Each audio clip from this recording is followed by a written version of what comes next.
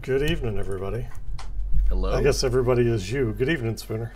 What's up, man? How's it going? It goes.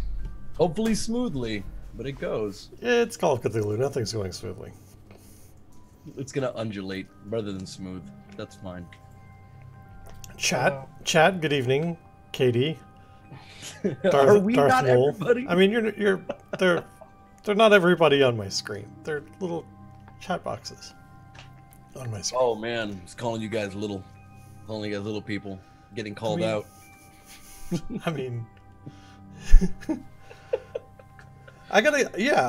Mole's right. I gotta creep the audience out as well as creep Spooner out. So I guess they're here for my entertainment too.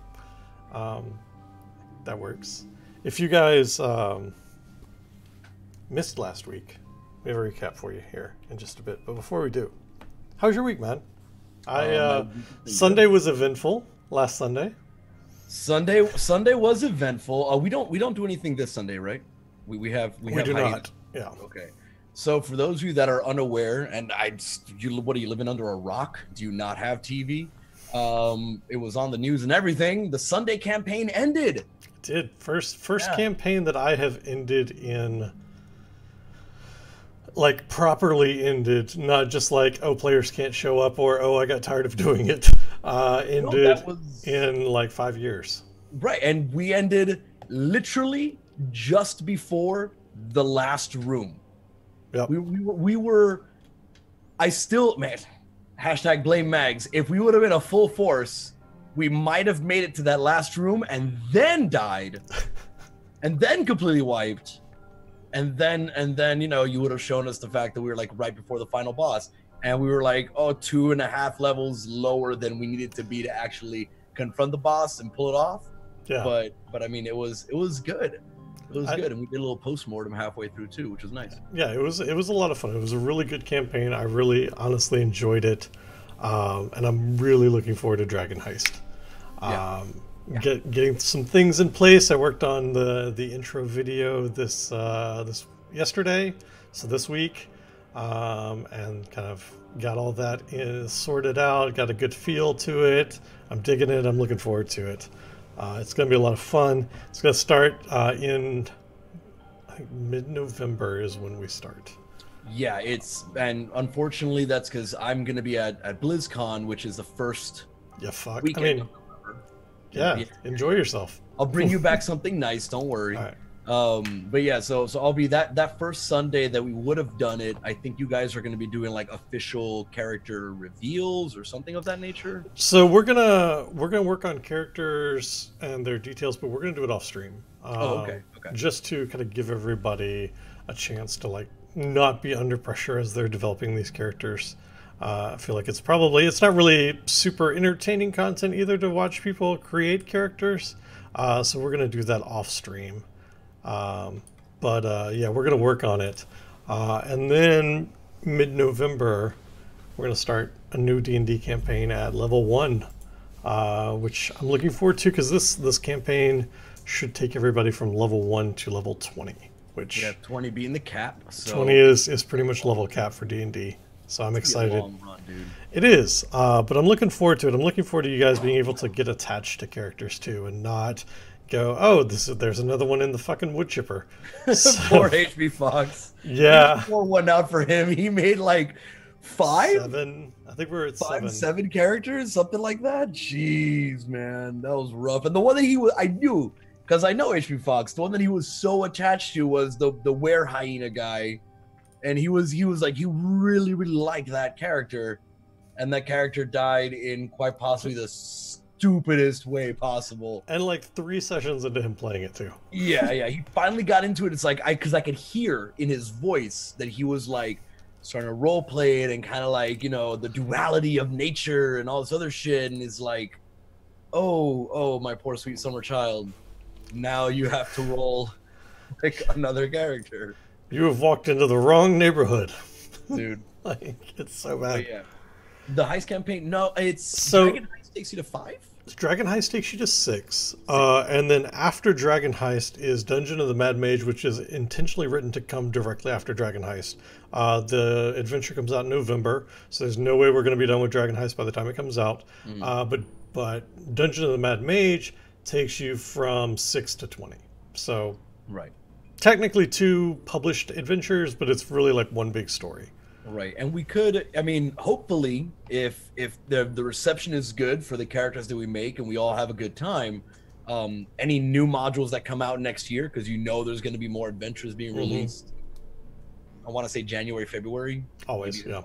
Probably March, because, well, Dungeon of the Mad Mage is coming out in November. They're probably going to give it 6 months, so we're probably middle of next year.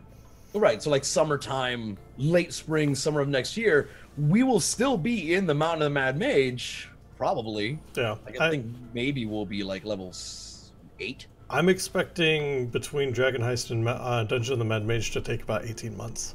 Right, so like we'll be still doing that one, but then another adventure will come out, and like if everybody digs it and we all enjoy what's going on, and the chemistry's there, and you know the audience enjoys what they're doing, then we take those exact characters, maybe do them, you know, when they're done with the Mountain of the Mad Mage, their adventures continue. Yeah. But we'll see. So well, if they're going to be level 20, so not to get into game design discussions and whatnot. Right. There's only so much you can throw at us, like, you know. Yeah, once you get to level 20, like, you're fighting gods and dragons, and it's just kind of not really interesting anymore, at least from my aspect of it, from a DM side of things, which is why I generally don't run high-level campaigns, is because you are less vulnerable, and that makes you less interesting, in my opinion. No, I completely agree. I mean, I'm the guy that was asking you about mundane characters and mundane healing and non-heroic, non-magical potential games, campaigns, or whatever. So yeah, I actually have a couple of plans for when we finish Mountain of the Mad Mage that I've got plenty of time to work on. So yeah, that'll be coming up. For you guys tuning in, we're going to get started here in just a second. Before we do, in case you missed last week, the video is up on YouTube if you want to go check it out. What's the command? For YouTube? I don't know. No. For it's COC, yeah. The other thing is that Call of Cthulhu is a mature game. It deals with very kind of heavy and dark subject matter that a lot of our D&D games do not get into unless I'm running one particular encounter with a village. But yeah, if that's not your thing, that's cool. I totally understand. We will be back tomorrow morning with Arcane Stars, which will be full of ridiculousness and I'm sure a lot of lightheartedness. Call of Cthulhu, though, is not that game. Call of Cthulhu is a dark subject matter game. It is something that deals with a lot of violent impulses and a lot of mental unrest. So if that's not your deal, cool. I totally understand. But I just wanted you guys to be aware, and I'm going to repeat this several times throughout the night as we come back from breaks and things, just so that you guys are prepared for what the content of the game is going to be. That being said, Spooner, do you want to give us an overview of the last time? Yeah, I will give you a rundown of last week's events from the perspective of my character, Henry Podansky. Kind of like, not so much a journaling, not like a narration, but all the mental notes that Henry has jotted down in my mind palace, whatever the hell you wanna, however you want to space it out. So we began. Found myself in Leland, Texas. Mitch Landrum phoned me in the middle of the night, told me to leave my home and ask him to come help him out. See, his daughter had died, and he was alone, no wife. I didn't even know he had a kid. He doesn't want to find himself at the bottom of a bottle. So I went down to the small town, got settled into the small hotel. It's very Bible thumpy around these parts. I stopped by the diner. Really nice waitress who's terrifyingly observant. Was probably bored often. She showed me a Reddit site of all things talking about how bogus it is that Kelly killed herself. And Kelly Landrum being the daughter in question. Something doesn't add up. Barely any cell signal out here either, which is going to be a problem. I already don't like the looks of this town. Almost got hit by a car on the way out of the diner. Some asshole redneck, probably day drinking. Managed to drive down to Mitch's place, past a massive sign at the turnoff advertising the church's haunted house. When I pulled up, there was a squad car, and Officer Martinez was there. Young kid. Apparently he was friends and dated Kelly. He also believes and is willing to help me figure out what really happened. He says she didn't kill herself. Showed me some pictures of a lot of graffiti and blood talking about Satan and all this other nonsense in the haunted house in the room where Kelly killed herself. And apparently she dragged a box cutter, from jaw to jaw. Pastor Weaver is trying to hurry up and hush the whole thing. He's the one running the church, that is running the haunted house. His brother is the chief of police doing the investigation, if you can even call it that. They've absolutely ruled it as a suicide. I don't know how somebody could do that to themselves. Mitch hasn't slept at all. He's acting a little crazy. So I managed to get him to have a rest, sit down. I left his house. There wasn't much else to do there other than watch, evangelists on TV or white noise. So I went down to the haunted house. Saw a bunch of kids back at it, just working, getting it ready for opening night. So I asked the kid if he knew anything. Wasn't very helpful, as most high schoolers are. Then this lady named Lauren was way too busy for her own good setting it up. Tried to answer some of my questions, but was too busy trying to get me back into the hotel. A lot of eyes around here, and they're all looking at me, so I didn't follow her in. Besides, I didn't want to get roped into more construction work. That place is all kinds of wrong. Maybe just the construction sounds. It's dredged up a bunch of memories, and I don't do well with loud noises. I was about to leave when I saw some freak in the woods standing by a fire. It didn't look like a fire, but there was definitely a glow on the ridge overlooking that haunted house. There's a whole fuck ton of nope going on here, so I left to get Mitch. On the way there, passing by that sign, I noticed that it was defaced and covered in graffiti by white paint, talking about everything is gonna burn, and we all burn, and you all burn, and hellfire, and brimstone, all that goodness. It was dark out, really dark, and the dark doesn't bother me, but the feeling of being surrounded in the middle of nowhere does. When I was at Mitch's, place was locked up tight, so started banging on the back window. Damn near scared me to death when he appeared out of nowhere. There was no food at his place, but there was a whole lot of open paint cans in his yard. Now, he says he didn't graffiti the sign. I don't quite believe him. Apparently he was telling me about a dream he had about everything burning. Funny how that works out. I stashed the paint so nobody got the wrong idea.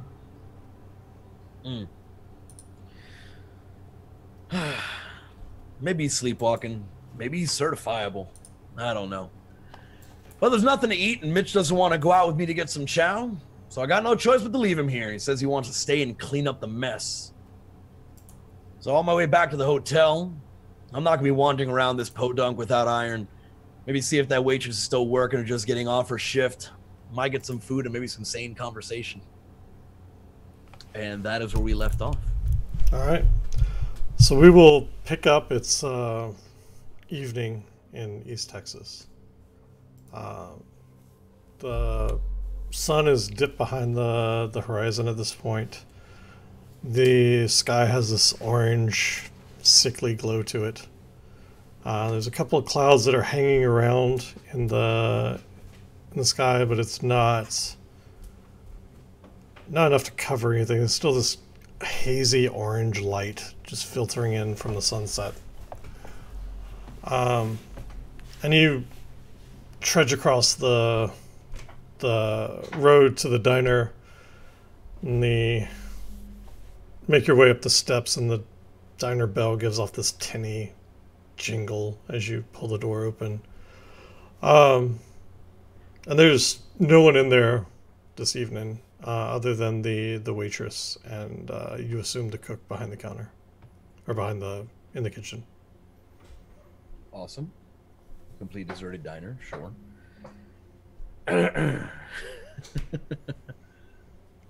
Hey, you're still working.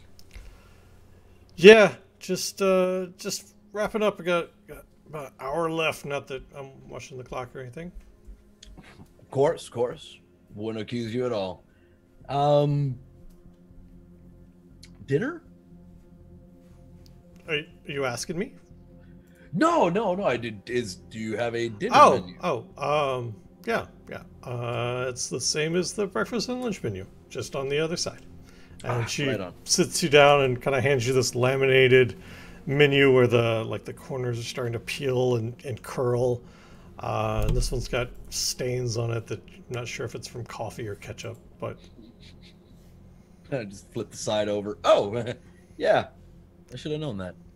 and it's general like kind of standard greasy spoon food. It's a burger or like some bacon mac and cheese or a steak that like the steak the coloring of it is you're not sure if it's the menu or just the steak that they took the picture of, but it's got this green tint to it. Right, so it's like gray steak. You don't want to eat gray steak. Um, I'll have the burger. She's probably the best choice there, and she kind of scribbles out on the pad. And anything to drink? I'll just have some water, actually. And she nods, and she kind of goes back behind the counter, and you hear her call out the order to the chef.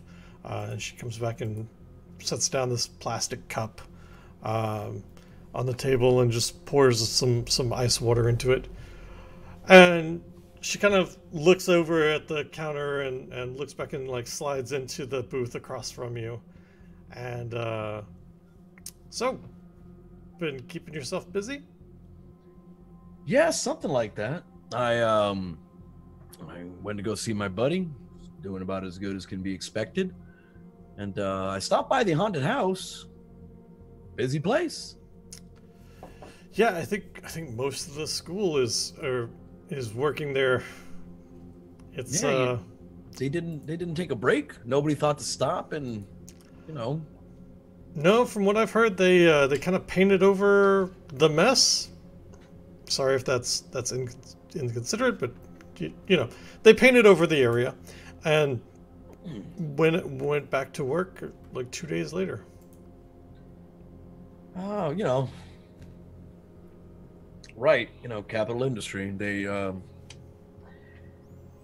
So what's this about the church being in bad shape? Is that are they upside down? Is that why they're pushing for this haunted house so much? I mean, do you have to pay to go to this haunted house?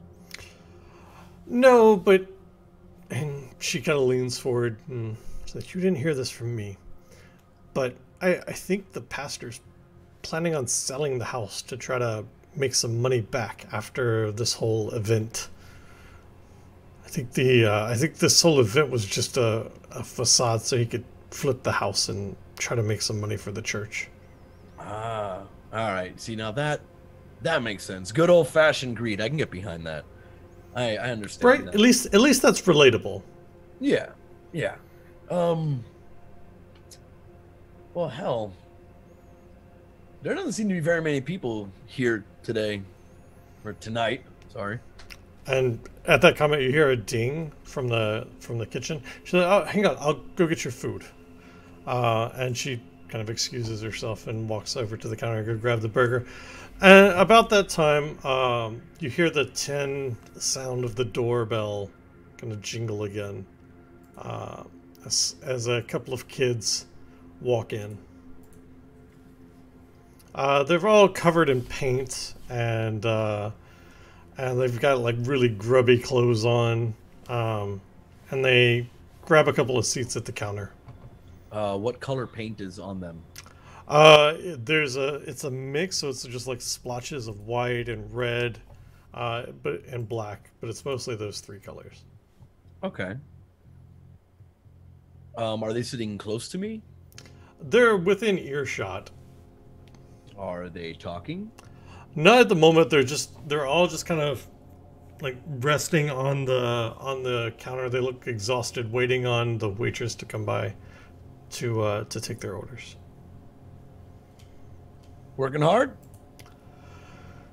One of them looks over and yeah, been fixing up the Angerstein house.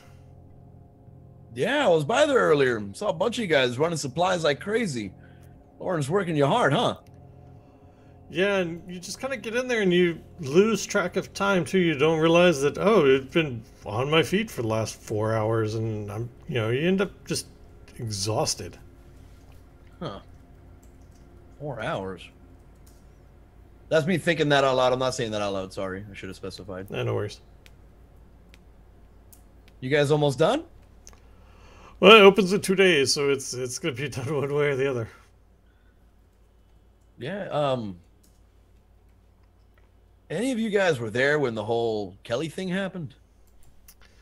And when you say that, they all kind of, look at each other, and the one that's been talking to you just kind of turns away. Sorry. Too soon. And with that, the Henrietta lays the plate with the burger on it down, and goes over to the boys to take their order. Thank you.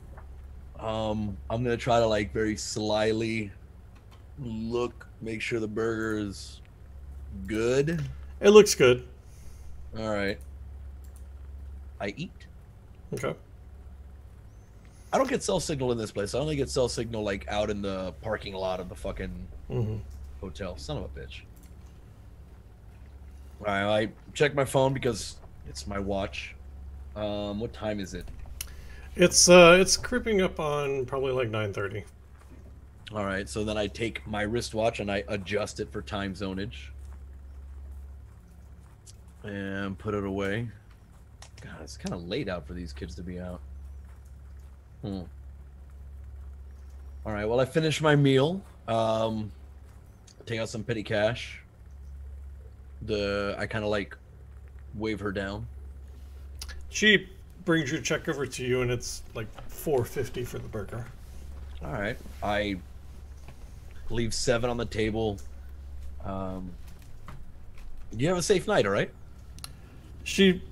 You two, kind of giving you a distracted wave as she's busy kind of running back and forth, getting these three boys like milkshakes and their burgers and their fries and stuff. All right.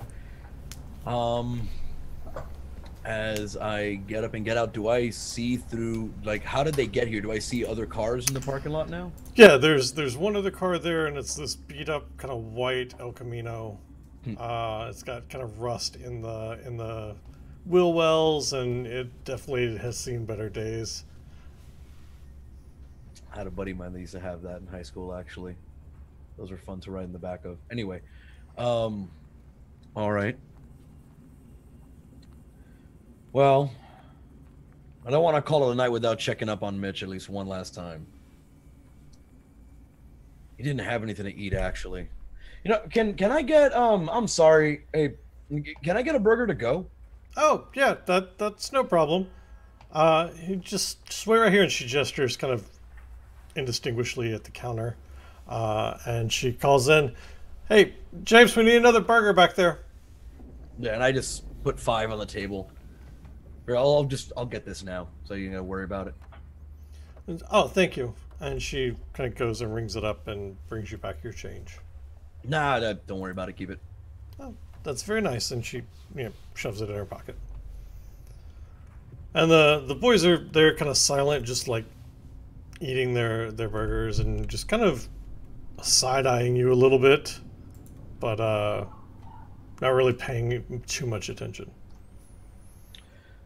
I kind of, being ex-military, I don't like being eyeballed. That's actually something, at least that I know personally from experience, you get yelled at excessively about.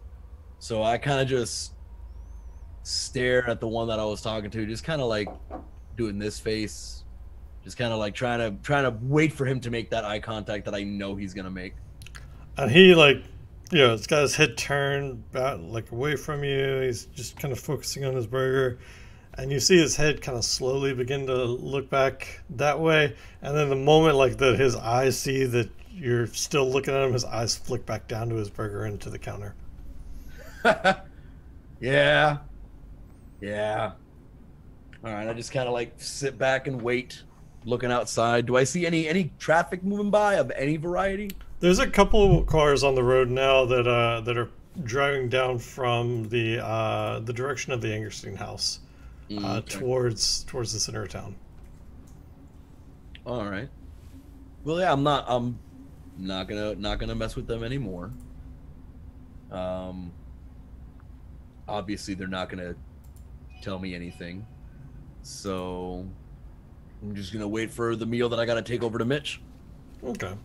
And a few uneasy minutes of silence pass by, and really, it's kind of the only sound is the boys chomping down their food or slurping their milkshakes. Um, and then finally, Henrietta brings the bag with the burger back to you, Thanks kindly. and she nods and she says, "Hope to see you soon." Yeah, well, best breakfast in town. Only breakfast in town. That's why it's the best.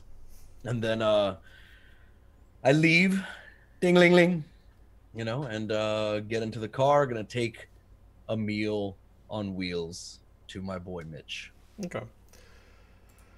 And driving down towards Mitch's house, kind of you get up onto the main road and you're pulling through town, and you swear kind of you're catching glimpses every couple of feet of somebody holding a glowing object and just following you.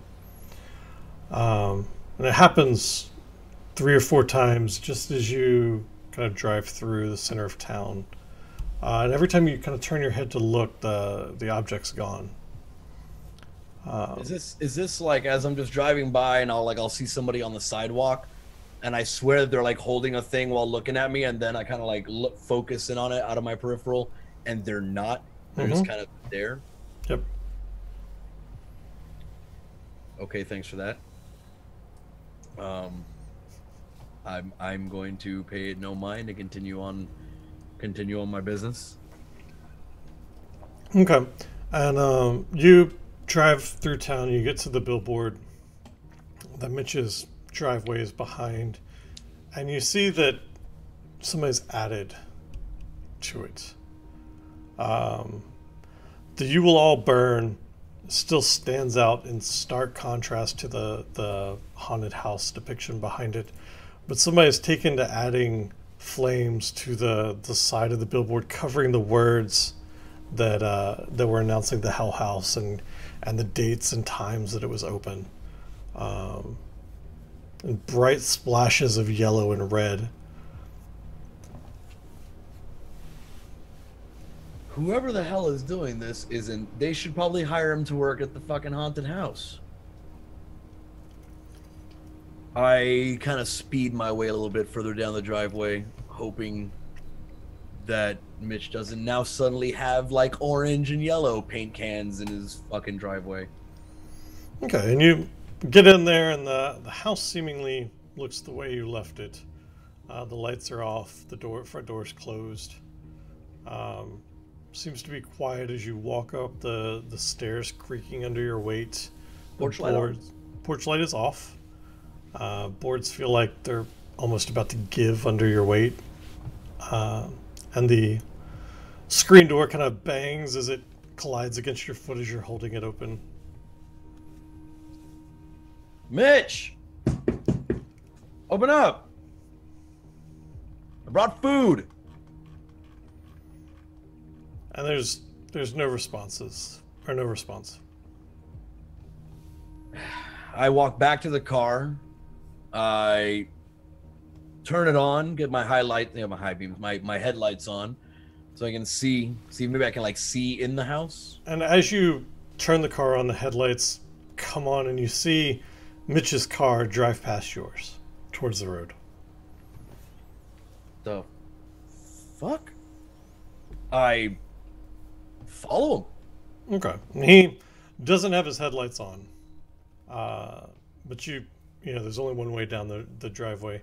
Once you get to the end of it, you can see that he's taken a left and turned towards town. All right, and I'm like honking my horn like, Mitch!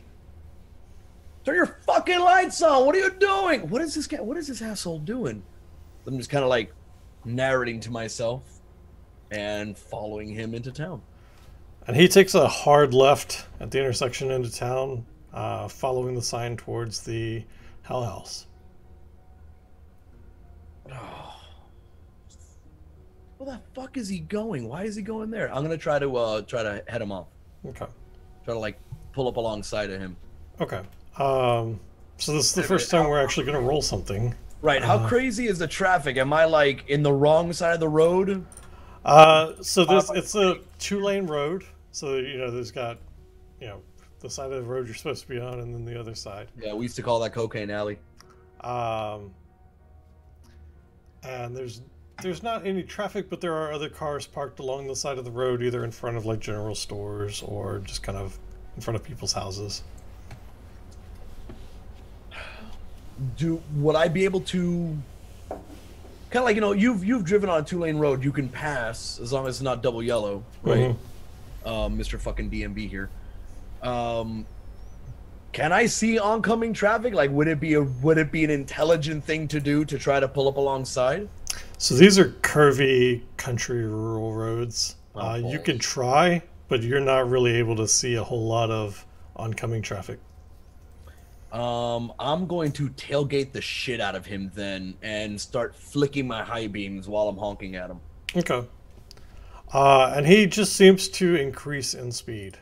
Do I see him in there? Yeah, you can see him in the reflection of like the rearview mirror of his rearview mirror. See that it's him. And he turns hard onto the gravel road leading up to the Hell House. The gravel kind of spitting out from his tires, peppering the front of your car and your windshield with rocks. And then finally he gets up to the parking lot and he slams on his brake and slides his car.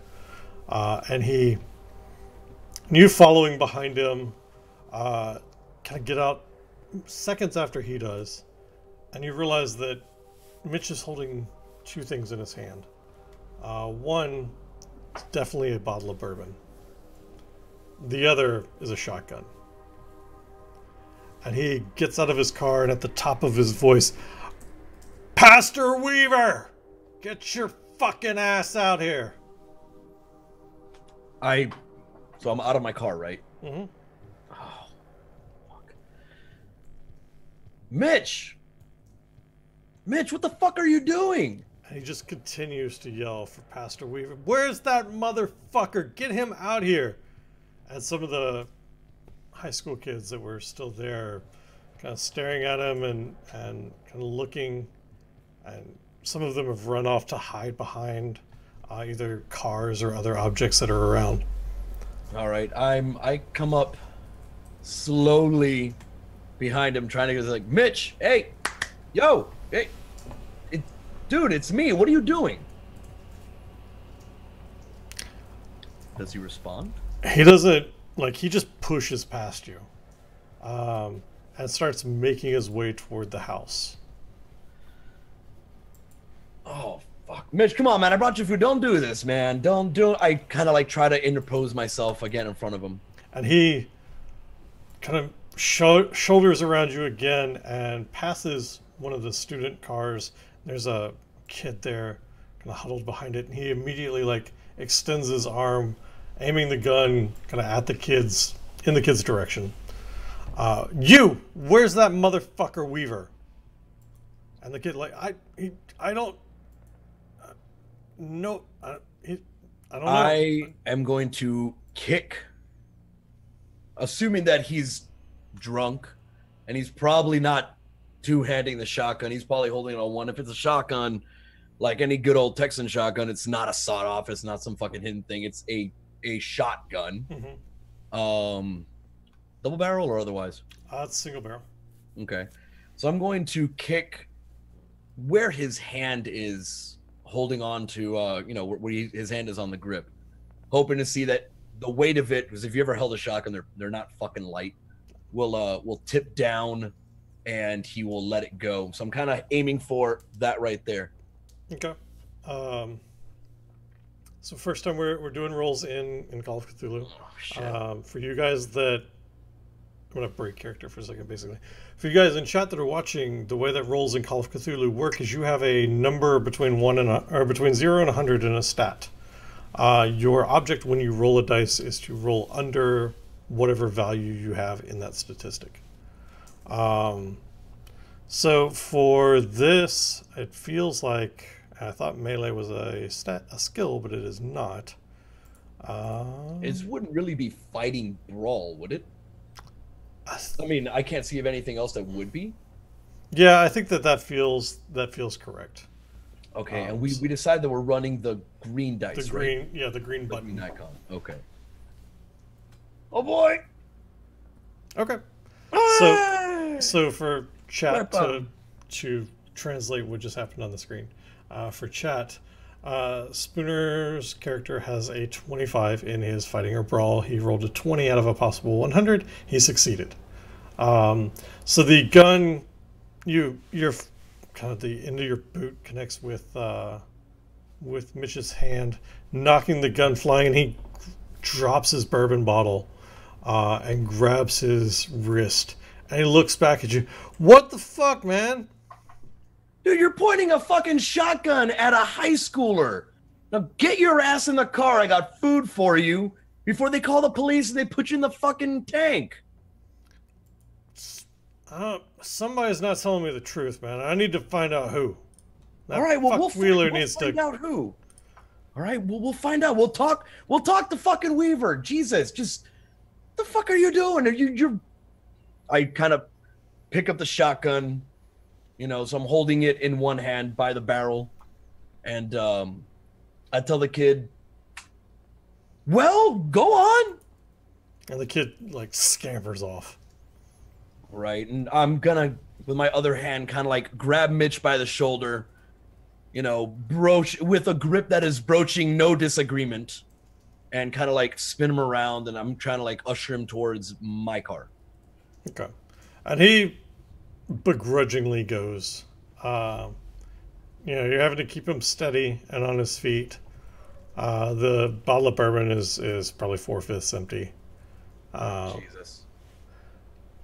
And he kind of plops down on the car.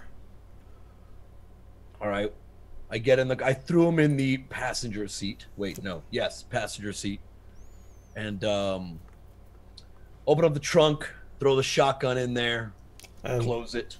As you close the trunk and it stops obstructing your view, you see that same figure from earlier holding a glow, his face or his head illuminated and giving him very dark sockets on his eyes and kind of under his cheeks. Where's he at? He's still standing in the tree line, just watching. And who the fuck are you? I kind of point at him. You see his head turn and kind of face you, and he's turning away from the glow, so it's just obfuscating more of his face. It's more hidden in shadow, and he just then turns back to stare at the house. All right, and I kind of lean down in the car. Miss, you see that? Huh? See what? The guy, the fucking guy, the guy with the hair. Weaver? No, fucking Weaver? No, it's not Weaver. I don't know. It's the fucking glow guy. You don't see that on the ridge? You gotta turn back to point, and when you do, there's no one there, nothing glowing. Jesus fucking Christ. All right. I gotta sit down in the car, close the door, lock it, take the burger from the back seat, kind of toss it on his lap. Eat this. Don't you dare fucking throw up. And he looks down at it and begins to kind of peel the paper bag apart, digging in and pulling the burger out, unwrapping the aluminum foil from it, and starts to eat. All right. Can I gauge how drunk he is? Is he just liquid bravery in a bottle kind of drunk, or is he not gonna fucking remember this? No, he's fairly drunk, but he's not gonna black out or not remember it drunk. Okay, so being a well-versed drunk that he is, he's still lucid enough. He just has no inhibition, right? Mm-hmm. Yeah. All right. So turn the car's on still, obviously. just kind of like. Mm. And you could see lights in the Hell House kind of going on and off as people are walking through rooms. It looks like somebody's kind of doing a last sweep through as the lights at the attic level go off, and then you see lights come on as they're walking through kind of the second level. And at the same instant, a light comes on in one of the rooms on the second floor, and you hear this just blood-curdling scream. It's a haunted house. It's like one of those sound effects or whatever.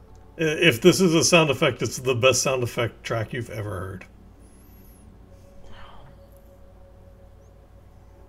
Do I see any of the kids coming out of the haunted house? No. I'm gonna like honk the horn, like bam bam. And there's no response. The screaming is kind of stopped.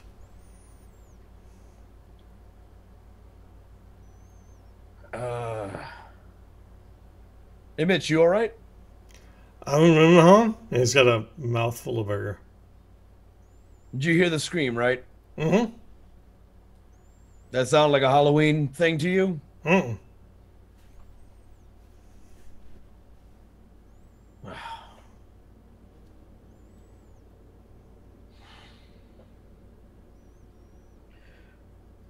Oh, fuck. All right. You're coming with me. Mm-hmm. We're going to see what the fuck that was. And then we're leaving. And we'll find Weaver. And we'll figure out what the hell's happening here. All right? All right. And he gulps down the last bite of the burger. I kind of like hold his head. You know, like his ear is right here. I kind of like I'm holding his head in one hand. And I'm like, are you good? Yeah, I think so. No, just pop. No, tell me you're good. Now, I don't want you to think you're good. I want you to be good. Yeah, I'm good. Okay. All right, let's go. Hey. And then turn off the car. Keys in my pocket. I go get the shotgun. I'm holding the shotgun. He opens the door and immediately falls to the ground.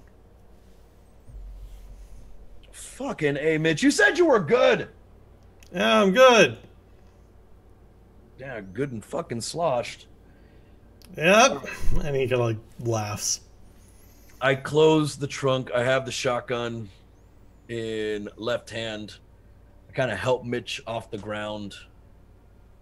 And just kind of usher him towards the house. And he's stumbling and kind of, you're basically dragging him the whole time. Come on, get your sea legs, man. Let's go. Get your sea legs. Did not have sea legs, went in the Navy. Oh, you're in the Navy now. You ever heard that song? Remember? That was a terrible song. Why would you bring that up? I don't know, because you always wanted to be the Indian. I get to be the construction worker. And then I just bang with the butt of the shotgun on the front door. Okay, he's just kind of slumped against the railing on the stairs. But as you bang on the front door, it just kind of creaks open. Not sure if the hinges were already rusted or if that was some added Halloween effects. But the door kind of pushes open, and inside you find this kind of staging area that's been set up. There's a TV monitor that at the moment is just playing static, and all you can hear is the static sound coming from it, and there's some red rope lines that have been run from each wall. Like velvet rope, or yeah. Okay. And the static is just loud and echoing. It's the only thing that you can hear, and through the flickers of the static, you can kind of navigate the queue area. And there's a door there under the TV. It says, painted across it in red letters, it says, "Welcome to Hell House." I just still fully entered into the place, because the fuck am I doing, right? I gotta like shout out, Lauren? Hello? Everybody okay in here? Your voice barely breaks the static of the TV. How high up and far away is the TV from me? It's about a foot above your head, and you can reach it, and it's right over, kind of to the left of where the door is. Is it one of those TVs where there's like a button in the front to turn it off? Yeah. I turn it off with the barrel of the gun. Okay. It's kind of like, boop. And you turn it off, and the house gets deathly silent. Just unnervingly so. There's no footsteps up there. No. No nothing. No.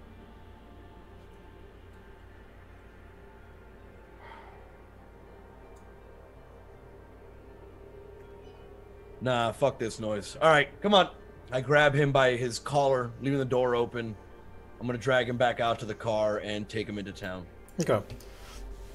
And I think with that we can, or actually, as you're walking back to the car, you see that figure at the edge of the tree line again, the glow emitting from his hand, the light kind of giving him that sunken skull-like lighting, the deep shadows around his eyes and face.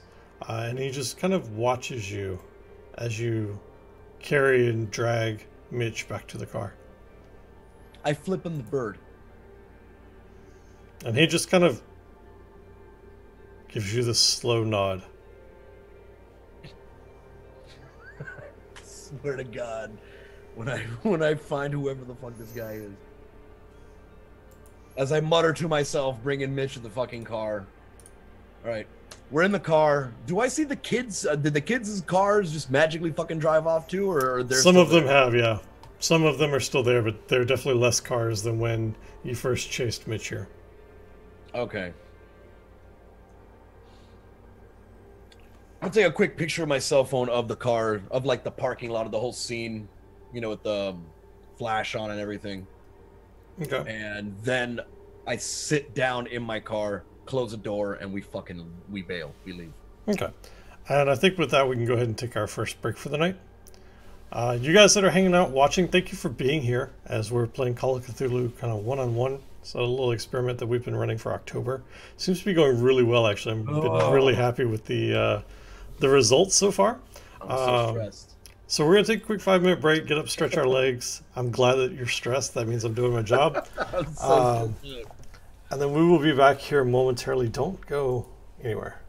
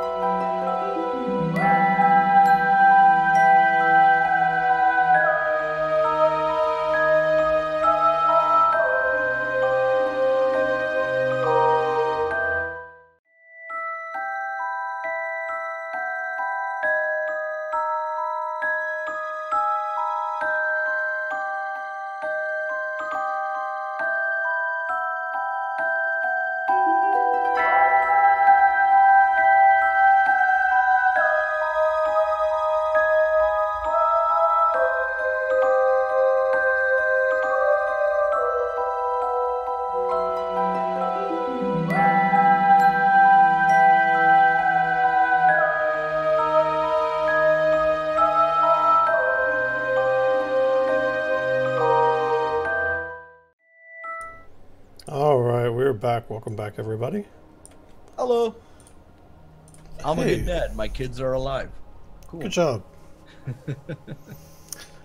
For those just joining us or joined us since the beginning of the stream and may have missed the previous announcement, this is playing Call of Cthulhu.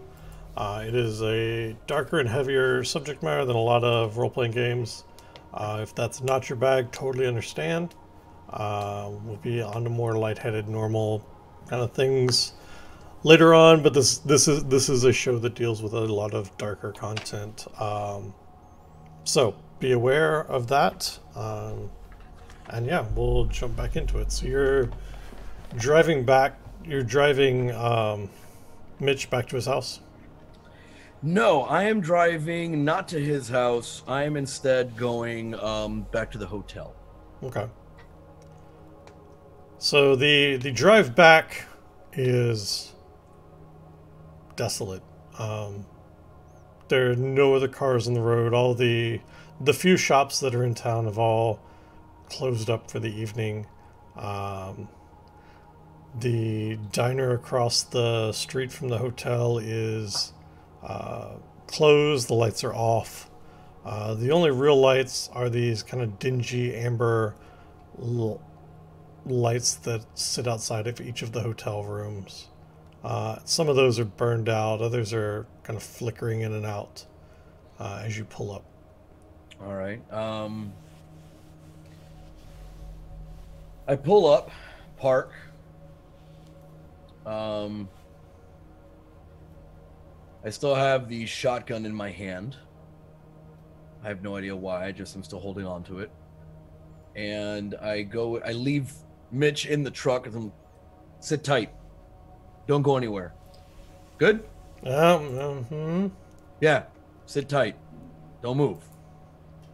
I turn the car off. I go inside the lobby. I'm going to grab their phone, call Martinez.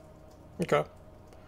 So you get in and you go to open the door and the door's locked to the lobby. Are you fucking kidding me? Kind of like jostle it, knock on it. And you knock on it and kind of hang out for a minute, and then there's a click from the door as it unlocks and is pulled open, and there's an older gentleman standing there. Yes. What? Yeah, I'm in, I need to use your phone. I'm in room 2. I got a little bit of an emergency. Yeah, all right. Come on in. You said emergency? What happened? You wouldn't believe me if I told you. If you want to use the phone, I can't have you making prank calls at 3 o'clock in the morning. No, it's like 10. It's 10 o'clock at night, man. Come on, don't give me a hard time. I'm not making a prank call. It's past my bedtime, and you got a phone in your room. You can go use that one. And he just kind of shuts the door. What's the name of the lady from the morning? Brenda. Like, my phone doesn't work. Where the hell's Brenda? She was so much better than you. And you kind of hear muffled from the other side of the door. Not like he's actually talking to you, but like he's, just kind of talking to himself. Brenda. Son of a bitch. All right. There is a landline in your room. Yeah, but she told me that landline doesn't work. Let's fucking try it anyway. Whatever. Okay. That's plan B. Plan C is less desirable, and plan D is the worst possible thing that I could do. But let's fucking go. All right. Now I want to know what plan D is. You get the D. Don't worry. So you kind of make your way back to your room, unlock the deadbolts, and push the door open. Mitch staggers inside, I hope. He's still in the car. Fucking A. As I walk by, I look in the window, the windshield. Does he look as good as he throwing up in my car? He's slumped against the passenger window. Asleep? or just like there? Is there fog on the glass by his face? There is fog on the glass by his face. Okay, so he's breathing. Cool. It's all I ever asked for. Open the door. Leave the door open to my motel, Holiday Inn, and pick up the phone. Dial tone. Not at first, but you kind of jam the receiver, little lever a couple of times, and one does finally come through. I'm gonna call Officer Martinez. Okay. So you dial Officer Martinez, and it rings, and it's a hollow, tinny, old kind of bell sound ring. I'm almost certain that there's a loose wire in the phone somewhere. And after the third or fourth ring, hello? Hello, Officer Martinez. Yeah. What can I do for you? Yeah, hey, it's Henry Panansky. We met over at Mitch's house earlier today. Oh, hey, yeah, I remember. Hey, listen, so Mitch got pretty hammered and went down to the haunted house. Oh boy. Oh no, I stopped him from doing anything stupid. He waved a gun at a kid's face. He's trying to find Pastor Weaver. I got him here with me now at the hotel that I'm staying in downtown. But I need you to come down here and help me out with him for one. And something happened at the haunted house that I need to talk to you about. All right. Well, I'll come down, but if I come down, I've got to put Mitch in the drunk tank. You know, I don't think he's all that hammered. He's kind of sleeping it off right now in my passenger seat of my car. I'm thinking he can crash at my hotel room for the night. I'll stay up and I'll keep watch on him. Make sure he doesn't get into any trouble. Yeah, but he said he waved a gun at a kid. I mean, that's endangering others. I've got to at least put him in the drunk tank. If nobody files any charges, then we can let him go. But I mean, if that's the case, I've got to. All right. Well, look. We'll talk more about that when you get here. But really, something happened at the haunted house. I'm pretty sure it's not just the. I'm pretty sure something's going on there, man. We heard a scream, and I thought it was just like a Halloween track.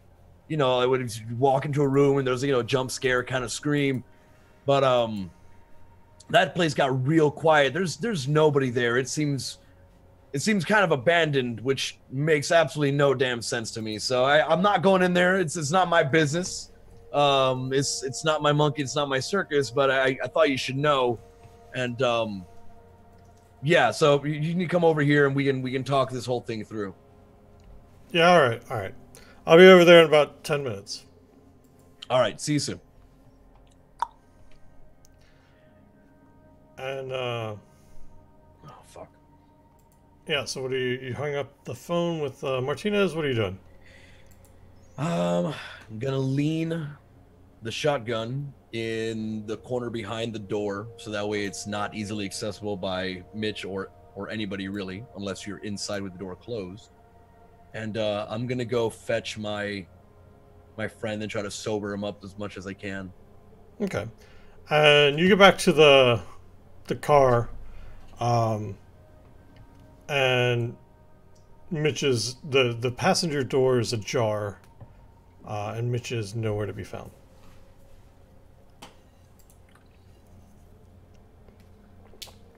The fuck is this? Do I see him anywhere? No. He couldn't have gone very far. I mean, he's just fumbling and stumbling. He can barely keep upright. I go in the house, take the shotgun, throw it in the back seat of the truck or car. As you turn back to the hotel, you see the door close to your room.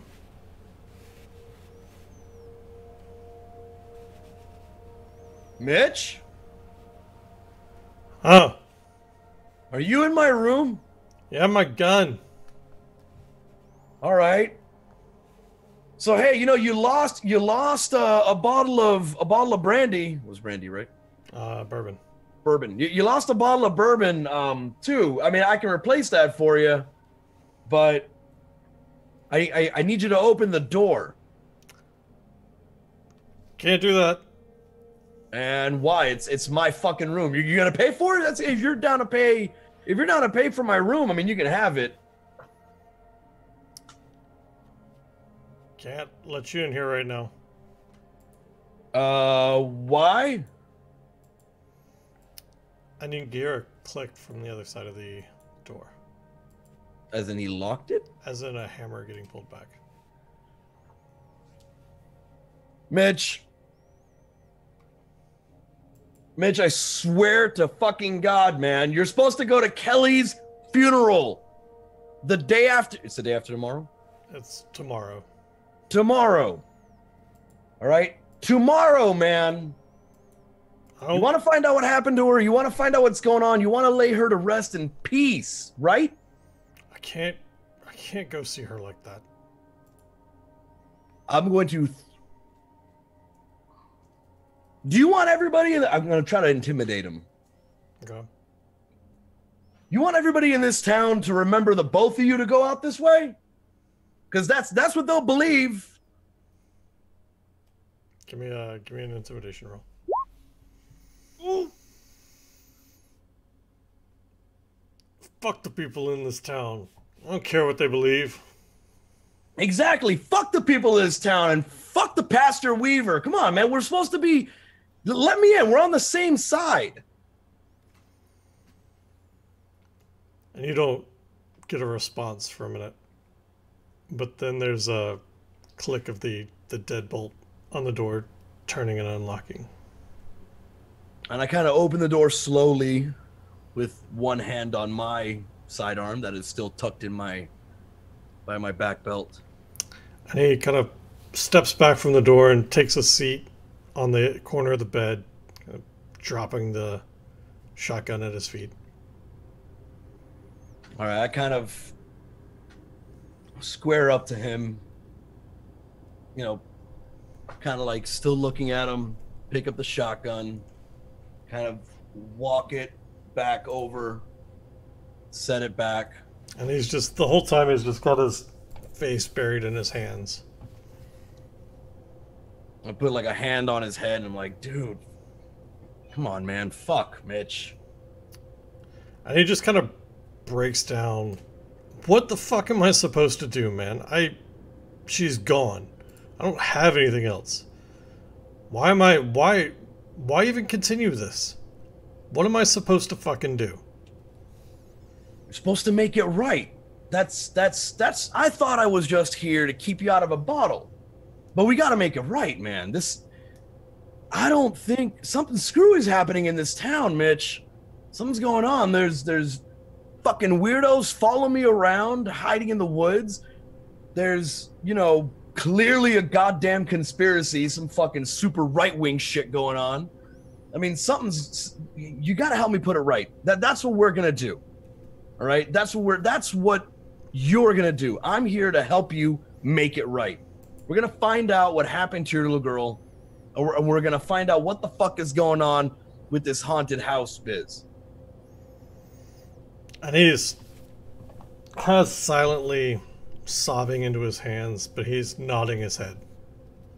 All right, now listen. Officer Martinez will be here pretty fucking soon. I need you to muster up.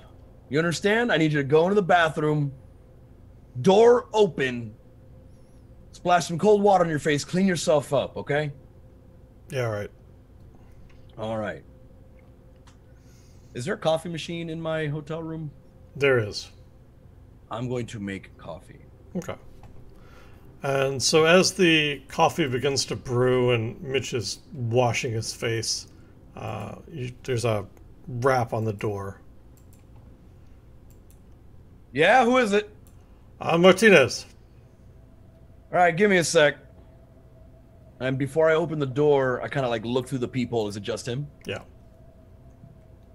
Now, officer, full disclosure, I am armed, and there is a long rifle propped up on the other side of the room, okay? And he says, just keep your hands off of him. No problem, no problem. Just open the door. We're all on the same side. I personally, I feel comfortable. I never been in Texas, and I figure everybody in Texas is armed. So I thought I would just level the playing field. When I came here, that shotgun is Mitch's. That's the one in question. And I kind of like get close to him. I just had to talk him down a minute ago from using it on himself. So I think right now we need to just try to keep him as calm as possible. Are you okay with that? Yeah, I think we can do that. Right, because the last thing we need is for you to, to either cuff him or have to struggle with him or use the zip ties or whatnot. And I don't want him to hurt himself. I don't want him to hurt you. I don't want him to hurt me. He's in a bad place, man. Hey, Mitch. He like kind of calls over your shoulder. I'm gonna put your shotgun in my car, just to keep it safe. All right, buddy. And you kind of see a hand emit from the bathroom door and just kind of wave Martinez. Okay. Here you go. I kind of like hand it to him.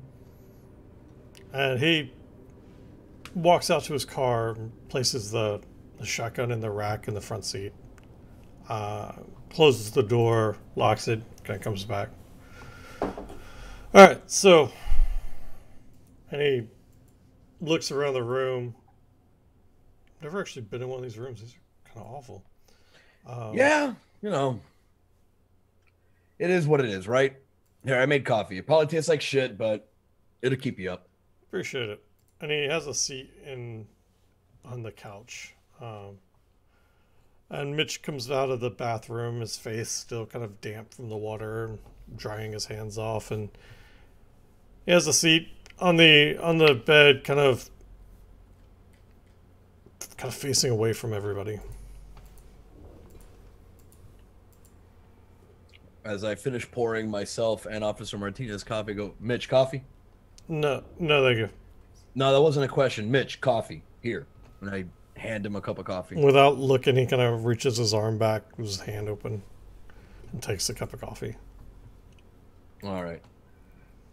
So, every time that I mention what happened to anybody in this goddamn town except for you, Mitch, and the waitress, I get side-eyed. Everybody starts mean-mugging me and gets real quiet.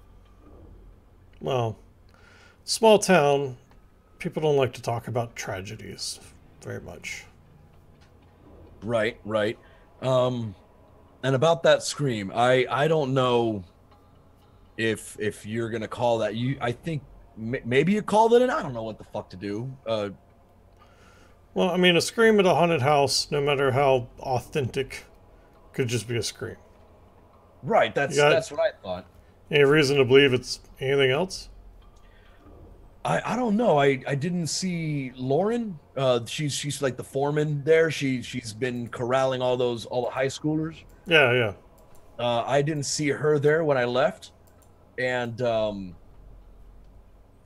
I didn't see any kids. A couple of them scampered off when I managed to talk Mitch down and disarm him and whatnot. So they stopped freaking out. Obviously, there was a half-drunk, begrieving, upset man in mourning showing up at the site of his daughter's alleged suicide. But I don't know, just something's real off about that place. I don't want to go back there without at least you there too. And he kind of scans the room and looks over at Mitch. Is Mitch? Mitch is just holding his coffee in his hands. We're gonna leave you here, in Henry's bed. You get some rest. We're gonna go take a look at that house. If there was something going on, we should probably check and investigate. And yeah, all right. All right, Mitch, get some sleep. We'll be back in an hour or so. All right, and before we leave, I kind of walk on over to Mitch, kind of like make sure he's paying attention to me, hands on shoulders, eyes on me kind of thing. Like, tomorrow, all right? Tomorrow morning, first light, you and me, we're going to go down to the church. We're going to find this Pastor Weaver and have a sit down with him, okay? Yeah, okay. I need you good by morning. Can you do that? I'm going to try. All right, man. You get good by morning, we'll figure this whole thing out. And then, we can make things right with your little girl, all right? All right. All right. I kind of just... I do a once-over in the room. Is there anything he can hang himself with? No. Other than, like, maybe a shower curtain. Is there a fucking shower curtain? Yeah. How heavy's Mitch? Mitch is probably 170, 180. Yeah, he'll be fucking fine. He'll be fine. I can't babysit him anymore anyway. All right. I close the door behind me. I still have the key to it and the keys to my car. And I mount up with Officer Martinez. Okay. And you guys drive back towards the Hell House. Martinez kind of leading the way.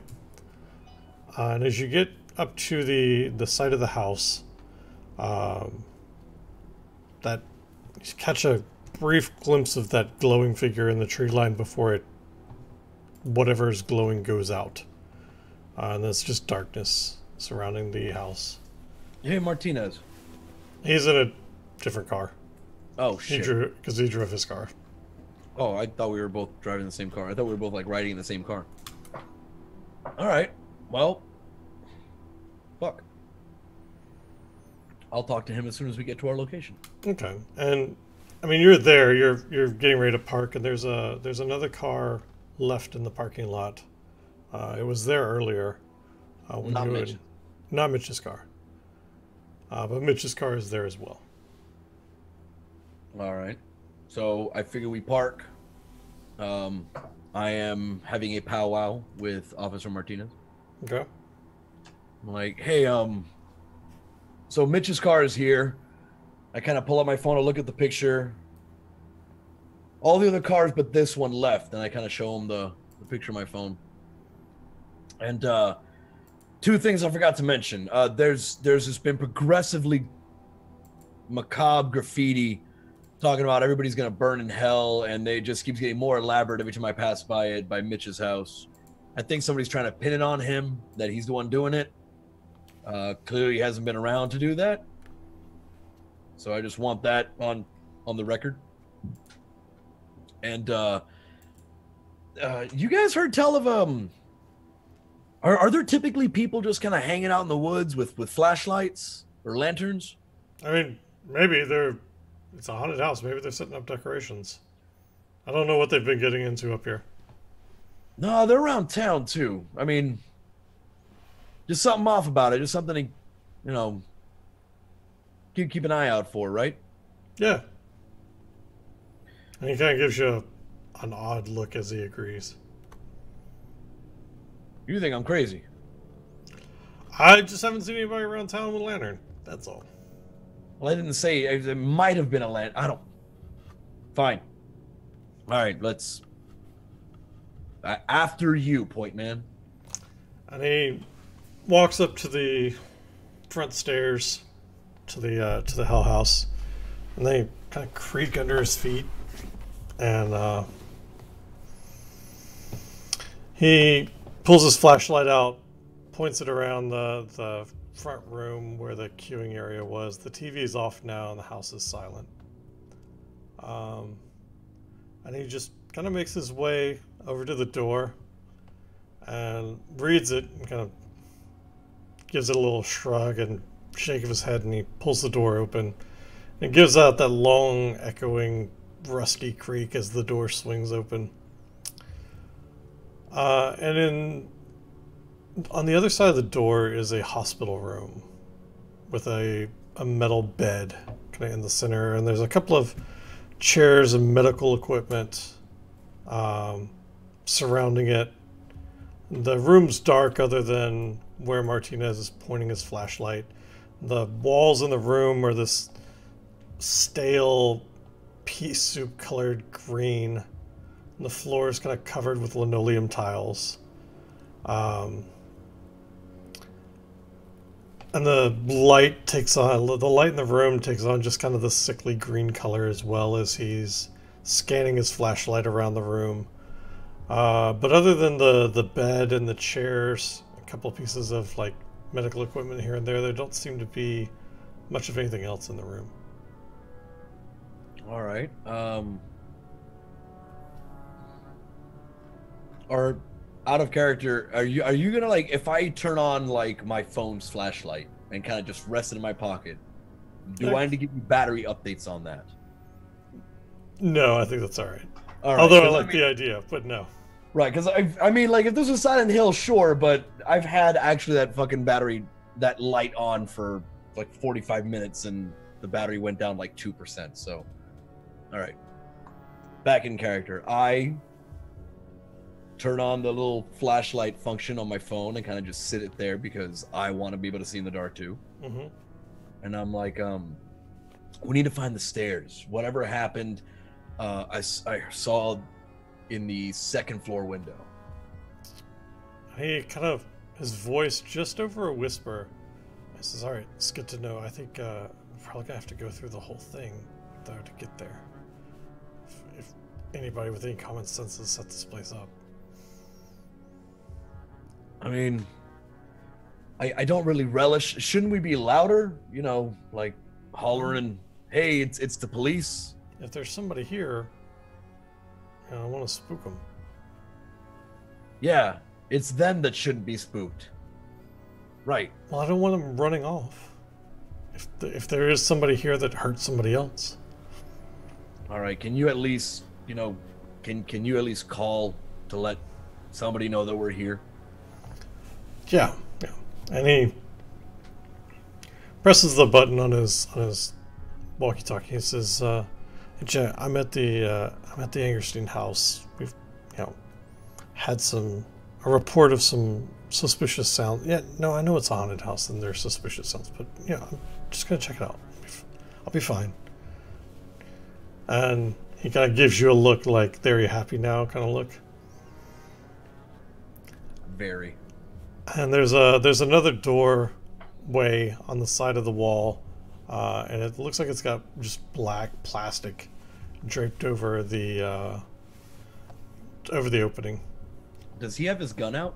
No, he's just got his flashlight out. The snap is undone on the holster though. All right, so flashlight, hand on. Yeah. Okay. I got my hand on mine and free lefty. Okay. So he kind of pushes his flashlight in, pulling the plastic off to the side, and takes a step into the next room. I am his shadow. I am right the fuck behind him. Okay. So this room also looks as though it's kind of done up to be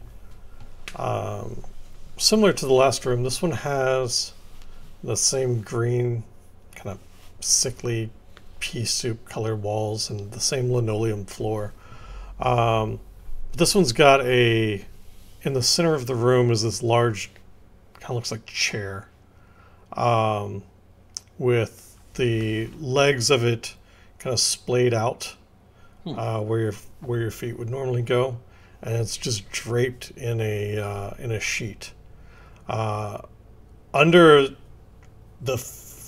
Under the legs of this chair is a large splattering of red paint, and what looks like should be blood, sitting in a bowl beside the chair. This red slimy object catches your eye. Kind of like I'm going to show my light on it. Okay, and when you do, you realize that the object laying in the bowl is a baby. Jesus Christ. These fucking pro-lifers, so help me. And Martinez kind of looks at it and looks at you. Just kind of shakes his head. Like, really, yeah, hearts and minds, right?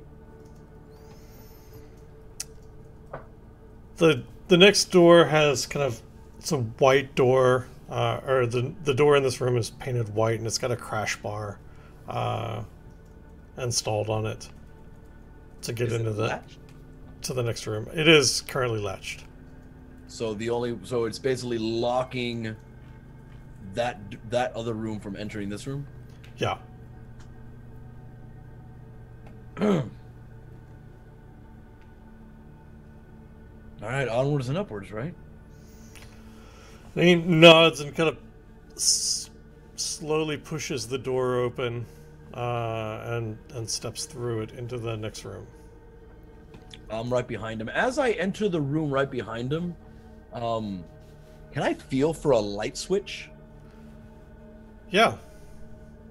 I figure, having built a haunted house before, I figure, you know, there are light switches in these rooms. They just always have them turned off. Is there a light switch that I can There is. I turn on the light switch? Okay. So the moment that you flip on the light switch, music starts to play loud in the room. Loud, like heavy drum and bass techno music's playing. And the strobe lights begin to go off. But it's only flick it off. Okay. Oh god. And you look at Martinez and he's giving you this. What the fuck was that look? Light switch. I thought, you know, turn the lights on so we can see what the fuck we're doing.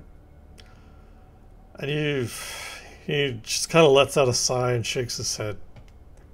And he begins to kind of scan the room with his flashlight. And the room's decorated very oddly. One half of it is covered in graffiti and kind of just black paint on the walls, covered with just bright neon graffiti in greens and oranges. Like inner city? Yeah.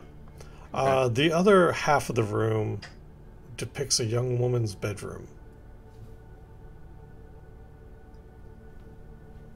Do I see evidence of a young woman? No. Any? There is looking around though a splatter of red paint against the wall of the young girl's room. Again, attempting to look like blood.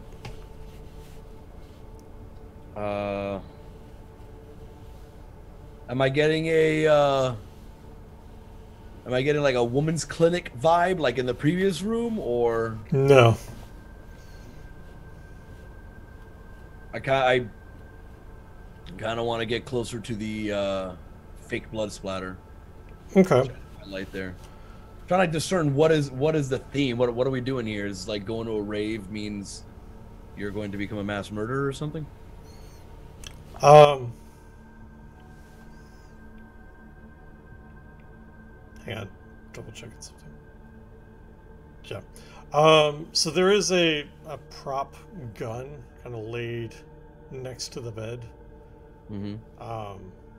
And it looks like there's a letter on the nightstand. That looks like that it's come back that it's a report of positive for venereal diseases. All right. I can tell that the gun is a prop. Yeah, it's got the orange cap on the end of it. Right. All right. I kind of look over at Martinez. They're really getting ham-fisted with this. This isn't so much a haunted house as it is a propaganda house. Yeah, you ever been to one of these things? Yeah, that's exactly what it is. Oh, this is fucking jacked up, man. Yeah, I'm Catholic and this is much for me. Which, by the way, is why most of the town hates me. And he just kind of gives you this, like, big, like, fake... Yeah, hey, you know. Fuck him. Kennedy was Catholic. And he kind of nods at you and there's a door made up to look like a bedroom door from the side. He turns the handle and pushes in, and it goes up to a set of stairs. Hallelujah. Stairs. And as you ascend the steps, you realize that you're going into the room that was flashing before from standing outside, the one that kind of bothered you. Martinez, hold on a sec. Yeah, what's up?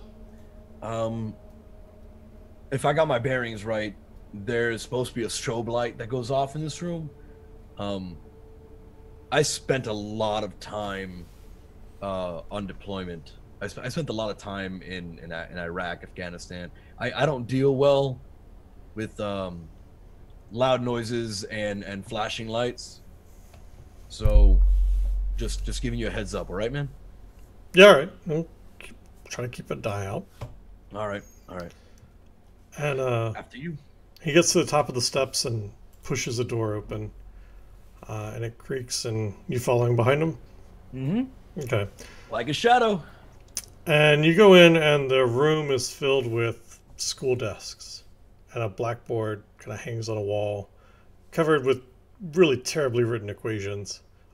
They've been written in chalk. The floors and covered in linoleum.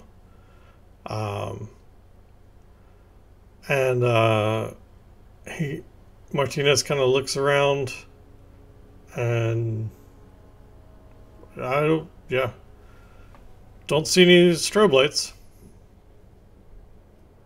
All right, I swear, man, I'm not bullshitting you. I saw flashing lights in this fucking room. And do I see anything as I'm, with my no, flash? looks like a schoolroom.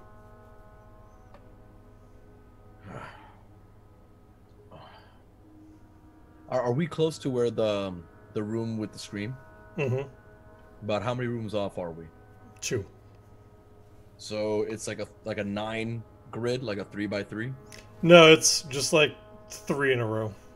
Oh, okay, all right. So we did 3 in a row, then Went up. stairs. You got 3 more. And then 3 more. Okay. I'm just trying to get like the lay of where I am. Mm-hmm. All right. At this point, I kind of like have one hand on my free hand on his shoulder and kind of just like walking through. Try not to bump into any desks or anything. Okay. And you make your way through, and there's a door on the other side of the room that's been painted black. It's got a kind of a fake window that's been painted on it, like a schoolroom door. He turns the knob and pushes it in and enters into the next room. All right. The next room actually resembles a lot like your hotel room. The furniture is stained and probably a little worse off than your hotel room. The carpet that's been laid out on the floor is stained and dirty. I never did get my alerts to mute. Whoops. Just my face while that happens. Okay.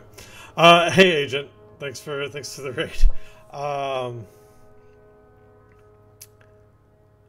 Yeah, the carpet is stained and dirty. The wallpaper looks like it's been intentionally plastered up poorly. It's curling at the corners, and there are big rips in it. And you see a couple of beer bottles that are like lining the floor empty. And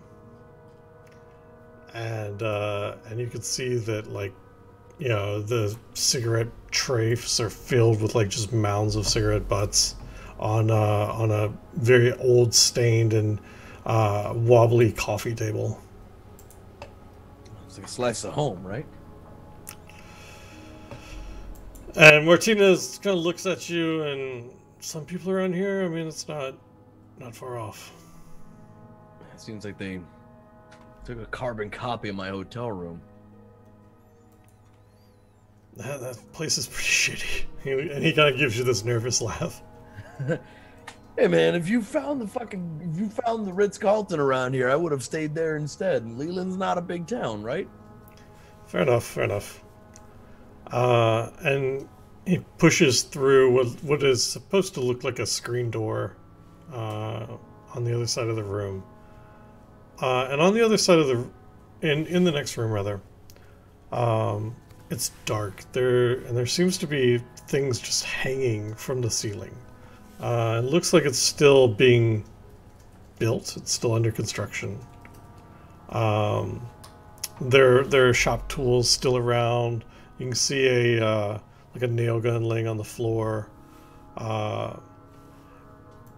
And they're kind of in the middle of the floor, or not in the middle of the floor, but against one of the walls, sitting on the floor, I guess, is a teenage boy. And he's kind of slumped back up against what appears to be a table saw. And the table saw and the floor around the boy are covered in blood. At which point I point my light. Do I see... How does he look? Does he look whole? Yeah, but he's pale. And his sides, the side of his pants and the bottom of his pants are sticky and covered with blood. Ah, shit, Martinez. What's his reaction? He's already on his walkie-talkie talking to somebody. All right, I'm gonna scan the room. Okay. Do I see anything else of consequence in this room? What were the things hanging from the... And I imagine when you said hanging from the ceiling, I mean like one of those drop-down ceilings, like... No, like they look like they're supposed to be stalagmites. Oh, okay. Or stalactites, rather. The fuck? All right. Weird. Suddenly we're in our cave. Okay. Do I see anything else of consequence in this room, and any other points of egress? So there's a door on the other side of the room, and as you're making your way towards it, you hear a click as the lights come on, and the lights come on, and the table saw immediately starts to spin, and so the blade whirls up as the light comes on. And Who turned the lights on? Martinez did. But the room is definitely decorated to look like a cave. You can see that they've kind of used paper mache to kind of create these hanging stalagmites, and that the walls they've used paper mache to kind of make them cave-like. And looking around, you can see little devils and little orange lights here and there. It looks like maybe that this was supposed to depict hell. Do I see where the table saw is plugged into the wall? Yeah. I am unplugging that. Okay. And there's a pool of blood on the floor, kind of right under the outlet where the table saw is at. I do my best not to step in it. Okay. And kind of Martinez looks back at you and looks at the kid on the floor and kind of back at you, and he says, "Well, it doesn't look like it was a soundtrack." No, I thought I heard a woman scream. Well, I mean, baby kid sounds like a woman. I don't. Looks like that table saw carved into his wrist and his arm pretty bad. Oh, Jesus. I'm gonna. Do you want to check, or you want me to check? He kneels down in front of the kid and waves his hand in front of him a couple times and sighs and reaches out and begins to feel around for a pulse, and then he kind of reaches up and closes the kid's eyes. Oh, fuck. Who'd you call? Dispatch. They're gonna send an ambulance out here. Do you want to... Are you gonna get in trouble because I'm here? Do you want to like... Do you want to deputize me or something? No, you stick around as a witness. As closest thing we've got is it doesn't look like anybody else is here. It's a weird accident. I mean, if that outlet's wired to the light switch and somebody turned it on. Kid didn't know the kid was there. Yeah, we didn't see anybody else in here. And somebody knew, but looks like they don't want to be responsible. Right, right. We should stay here in the room, right? Yeah, yeah. Until EMT and backup get here. Right. I'm gonna go. Are there like window blinds covering this room? Or the There's windows a thick like sheet hanging over where the windows are. Okay. I'm gonna pull this down or pull this back. Okay, and you pull it open and there's a face just kind of right there staring at you. It takes you a second to realize that this is where somebody had stored their Satan costume. I'm glad that you told me that, because the moment I see a face, I punch it. And your hand Like, hits I plastic. slap it. You know, Yeah. yeah, somebody actually did that in real life. Not to go into anecdote, but they popped out from behind a thing and I socked him in the jaw, and then I felt really bad. But they deserved it. Don't jump scare Spooner. Ever. I'm gonna jump scare you now at TwitchCon to make you feel bad and buy me drinks. Yeah, you're gonna need the drink to like ice the jaw. Totally worth it. So I like the fuck fucking hit the thing. And this plastic kind of devil mask falls off of whatever hanger it was on and clatters to the ground. And Martinez just looks over at you like, the fuck are you doing? I was opening the blinds and this fucking costume hanging. Who the hell hangs something behind a curtain? High school kids? Oh. I've had enough of this place. And as you're pulling the curtains back and having your conversation with Martinez, you could see that glow from the tree line. Just one glow out there, just beyond where the trees begin. Hey, but that Martinez, that glow, that's the lantern glow. You see it? And he walks over and looks out, and just before he gets there, you watch it go out. Oh, for fuck's sake. You know what? Never mind. Every time I'm going to tell you to see it, it's going to disappear. Piece of shit. And I think right there we'll take our second break for the night. When you said face, I was like, you asshole.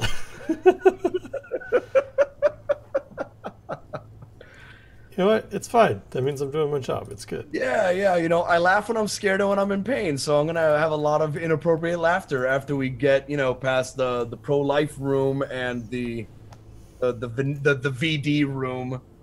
And eventually we get to the math room, and then we go into the hell room. I like this. This is the best haunted house. This is clearly the best haunted house. For you guys that didn't grow up in rural areas or didn't grow up religious, these are actually things that churches do.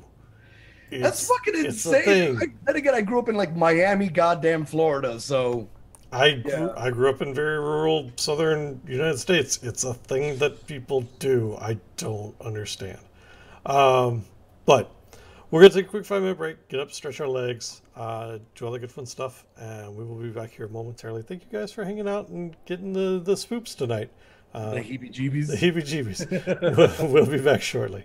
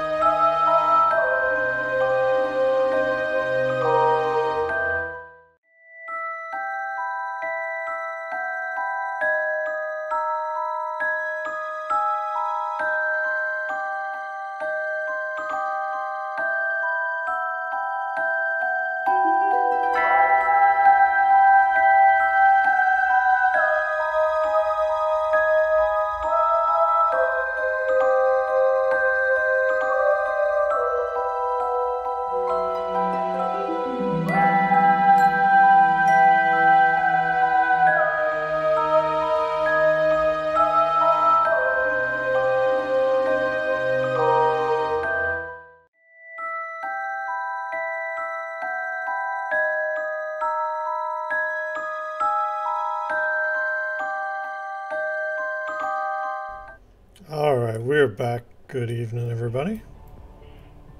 Hey. Hey. I So stepped on my dog's chew toy as I got off this chair, and I damn near shit a brick. I hope you're happy. I am actually. That makes me feel great. Yeah, look at it. It's this little roadkill, raccoon. You know, I stepped on it, and literally scared the living shit out of me because I thought that I had stepped on an actual living thing. So that makes me feel like I'm doing my job. I'm okay with that. That's a milestone. We now have an official one for this experimental show. Speaking of the show, if you guys have tuned in since the last break, you may have missed the message. We were playing Call of Cthulhu. It is a heavier, darker subject matter game. If this is not something you're comfortable with, totally understandable. I will see you guys for the next show. But yeah, if it is a heavier, darker subject matter kind of game. It does have some trigger warnings for if you are someone who's not comfortable with violence or potential suicides and things along those lines. Just be aware that this is darker subject matter than what we normally broadcast. Hence one of the reasons we're doing it later in the evening. And also, as it's Call of Cthulhu, it's kind of what you deal with in these games.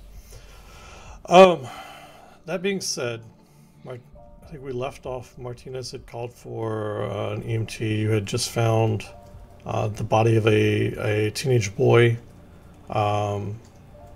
who had apparently been near the table saw when power was switched onto it, and his wrists and sides and arms were cut, and he bled out onto the floor.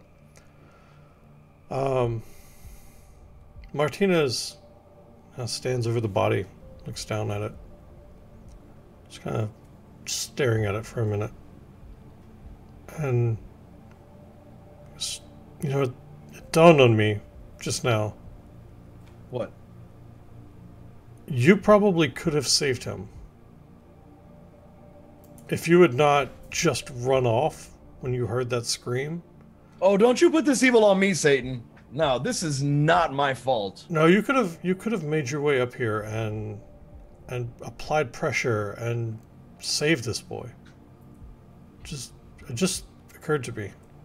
Yeah, and I could have also thought that it was highly suspicious, and it could have just been something stupid like a Halloween haunted house soundtrack, and we would have both had a inebriated, Mitch wandering around this clearly fucking hazardous, haphazardly put together, shitty ass house, and then we would have had maybe 2 bodies, and I can't put pressure on 2. Yeah, maybe. I just looking at him, I just thought about it. And about the time that, you guys get done with that, you see red and blue lights kind of outside flashing against the windows. Did you know him? Yeah. Oh, good. Fuck. Decent kid.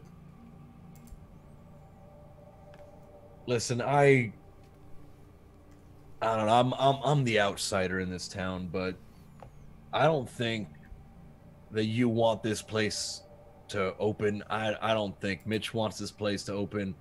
I don't think anybody but the Weavers want this place running. And now there's a body count.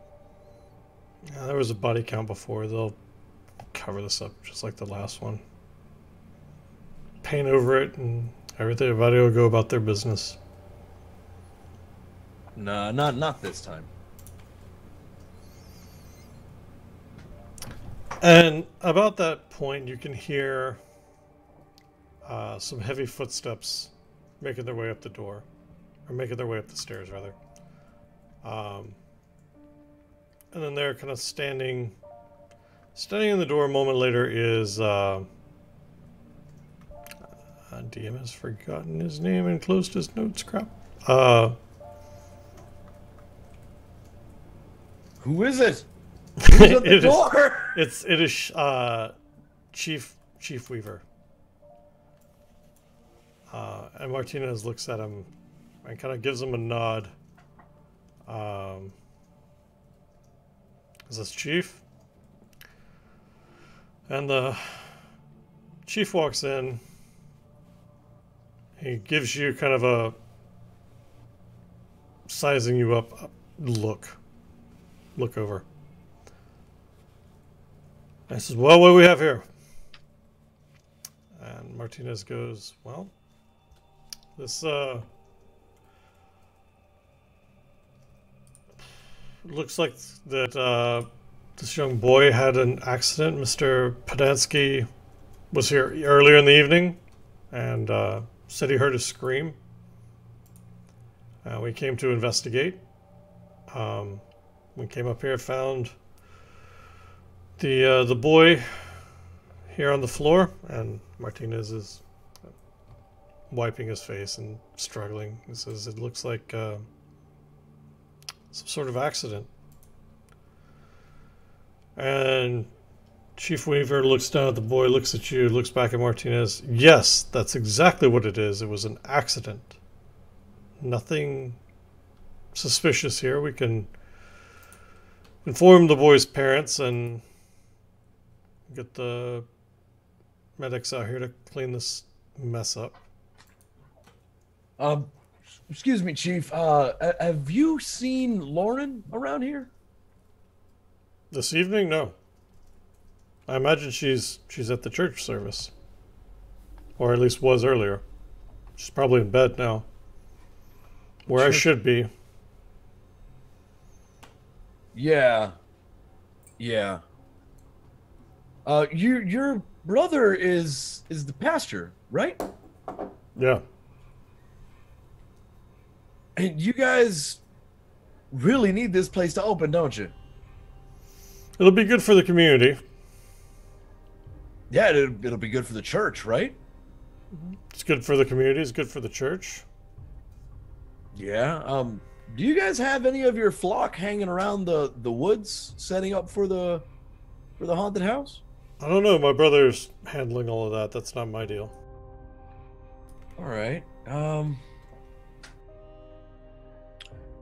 Well then,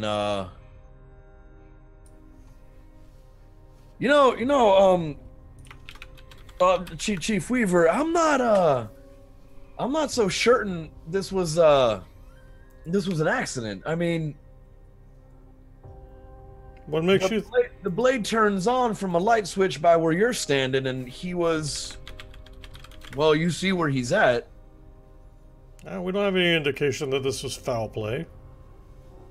I'm not Boy, saying... it sounds like you're trying to make a story here, and I don't appreciate that. Not trying to make a story. Just don't. I don't want anybody else getting hurt. I don't either, but I mean, accidents do happen. It's not like this boy did it to himself from across the room. You know, accidents like what happened to Kelly. What do you mean, that's suicide? Yeah, that accidental suicide. It's a dreadful thing that happened, but you know, I had heard that there was. I mean, I've been talking to a couple folks around town. It seems she wasn't showing signs of being suicidal. yeah, how well did you know her, Mr. Outsider, Mr. Out of town, seeming to come in and know everything? You know her real well? Is that it? I'm just saying is all. I'm a friend, a very close friend of her father, and you know he's very distraught. Yeah, he lost a child. He should be. Yeah. Not saying that, you know, I'm happy that he is, but if there was anything else coming out of him, I'd be a little amazed. Oh, that's mighty unkind of you to say, Chief Weaver. You know, I lost my son or daughter, I'd be distraught too. Well, all right. I guess am I free to go now? You are free to leave. All right, Officer Martinez. And he kind of gives you a nod, not really saying anything, kind of staying out of the chief's gaze. And I kind of, is he getting out of my way as I walk towards to leave? He's standing his ground until it gets to a point where, like, I'm going to bump into him? yeah, and then he kind of steps out to the side. All right, I make no motion to kind of like also step aside. I want to make very crystal clear that he needs to get out of my way. Yeah, there's a pause for a second as he kind of looks you up and down again, but eventually does just kind of step out of the way for you.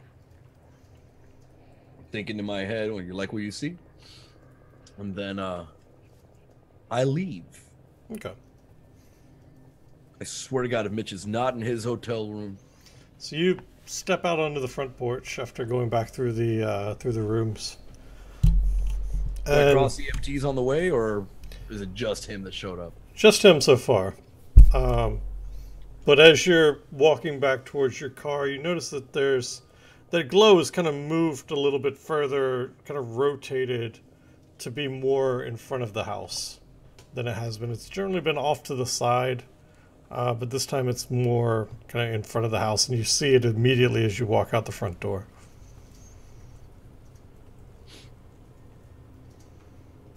I'm going to approach the glow. Okay. Figure this out once and for all. So as you begin to walk towards it, the figure standing there doesn't make any attempts to move. And as you cross kind of the clearing and into the tree line, you see him drop. They're holding the object in his hand, and it goes out as he's dropping his arm towards his side. It takes you a minute for your eyes to adjust to the darkness, but you realize that there's a man standing there in a hoodie. Does he notice me?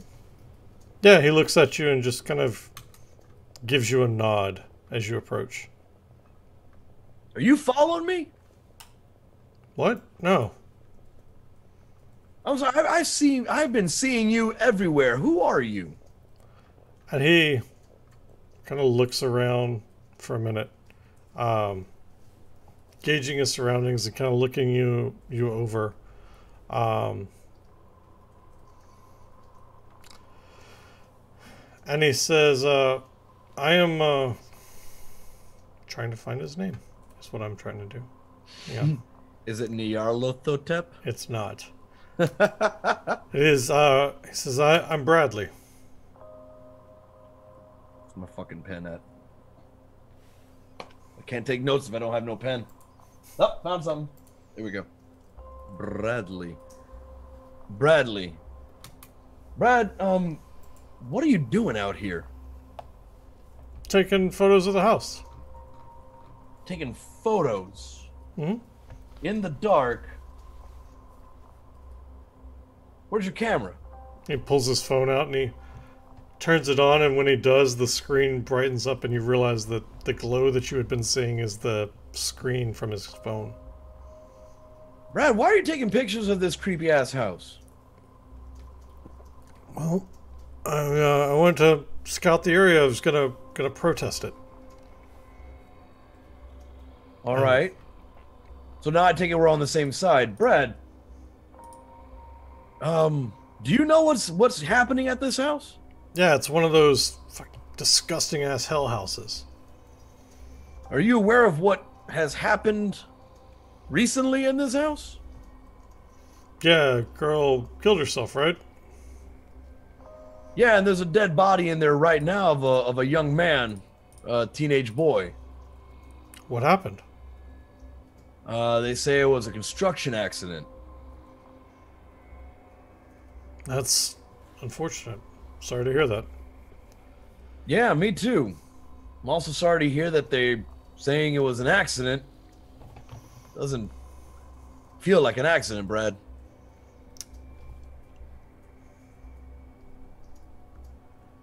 What do you think about that? Give me hang on, let me see if this is a skill or what this is real quick. Give me a spot hidden roll. Boop. Okay. What's spot hidden? Exactly what it sounds like.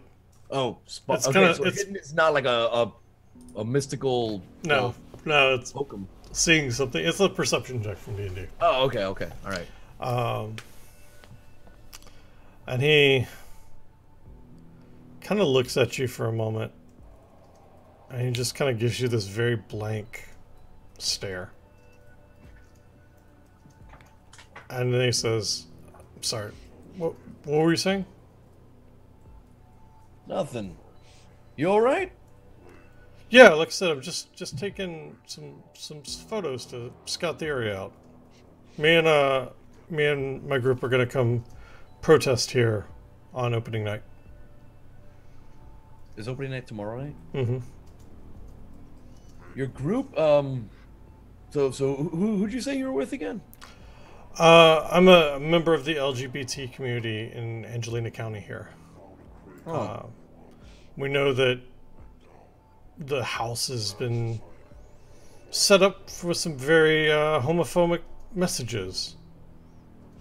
From what I've heard from some of the volunteers, and we're planning a protest. Have you stepped foot inside that house? Myself, personally, no. Well, I have, and you're right. You're right on. That's exactly what it's like in there. Well, good. Then my protests and plans are justified. And he kind of gives you that blank, lost stare again. You sure you're okay? It wants it to burn. Yeah, I'm fine. Why?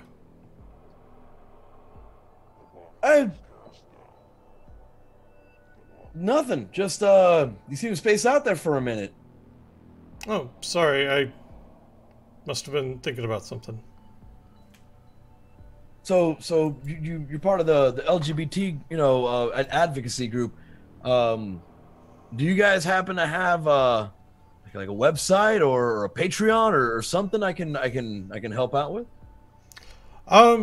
We've got a Facebook group, but that's kind of the extent of it. Most people out here aren't too savvy.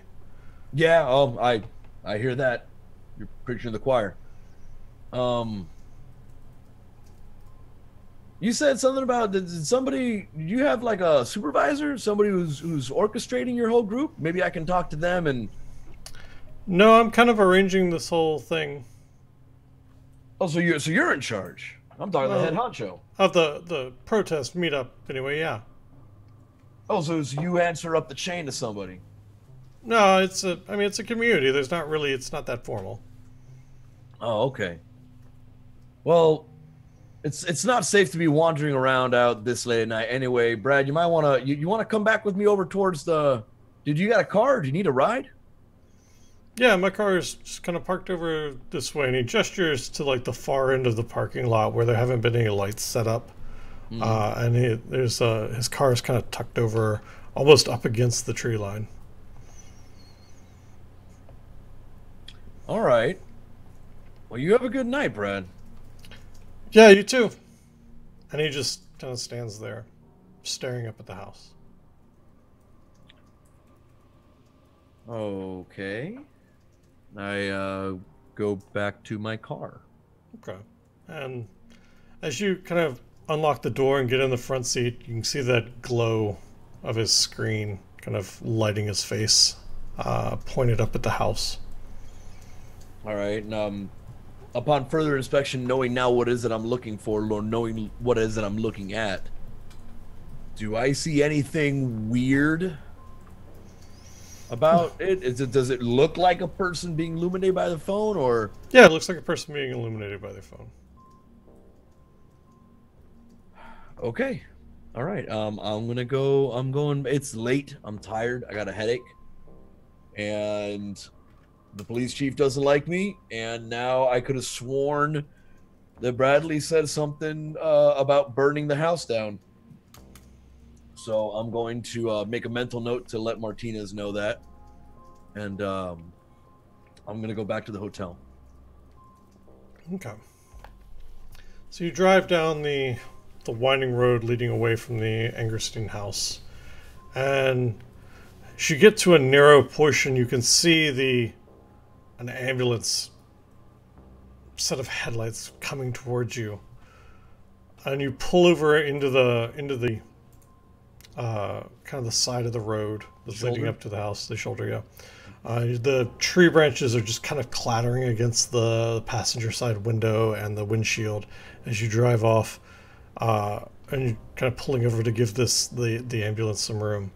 And as your car kind of pulls to a stop, you hear, it sounds like shattering glass just crunching under your wheel.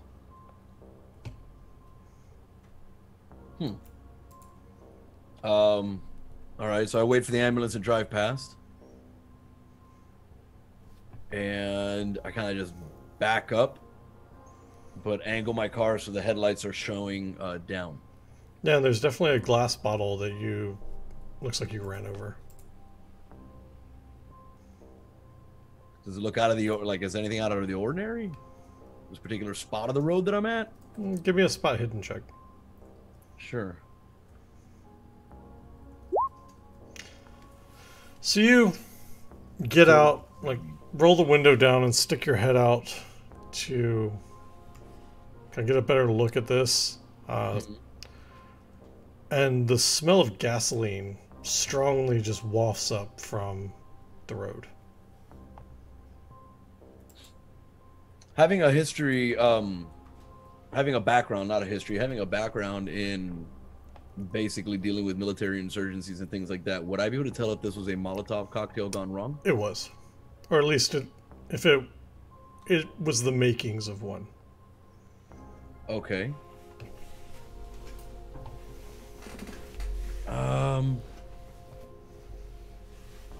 I pull the e-brake on the car, leave it in neutral. Get out, still got the car running, still got the lights on.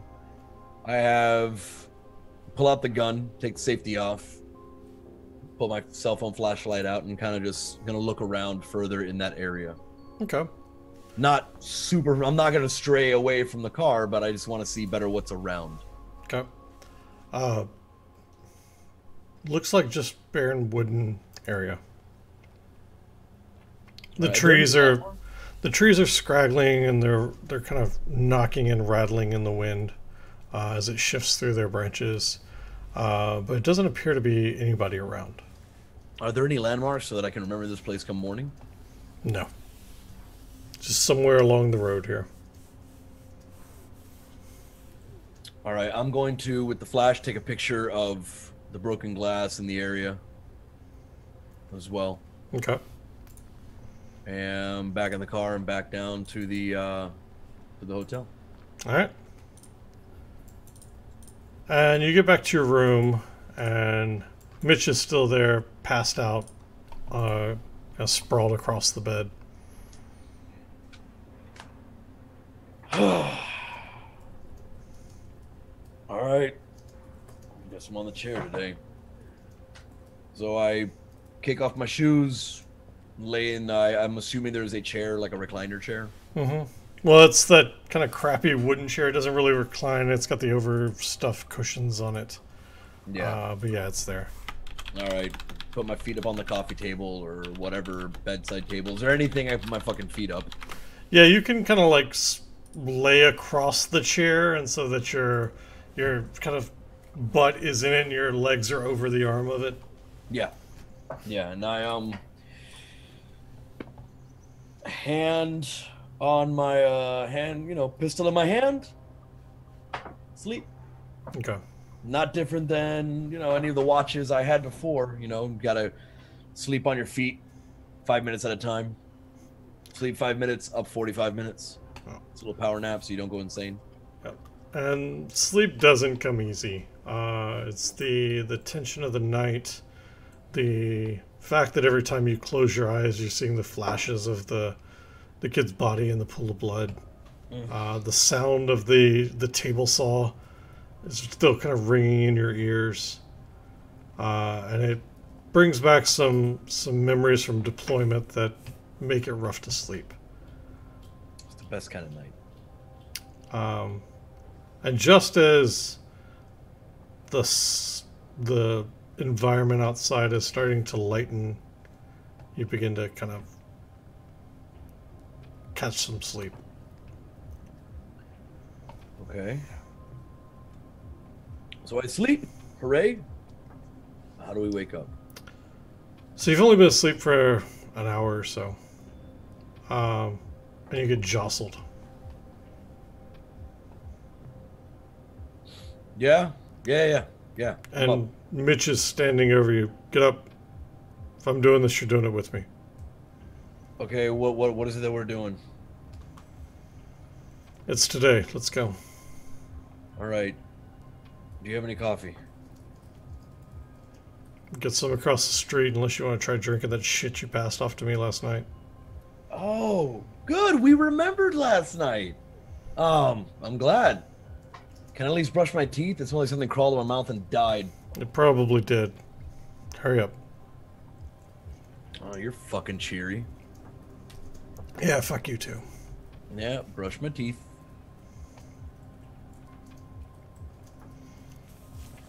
The mundane tasks of brushing one's teeth in the morning. Deodorant, shoes. All right, Mitch, where are we going? After we go to the diner and get something in me. Cemetery. All right, is it just us? Yeah, I think so. Well, all right. Let's go get a bite real quick, okay? You can. I'm not much in the mood for eating. All right. Well, can you keep me company?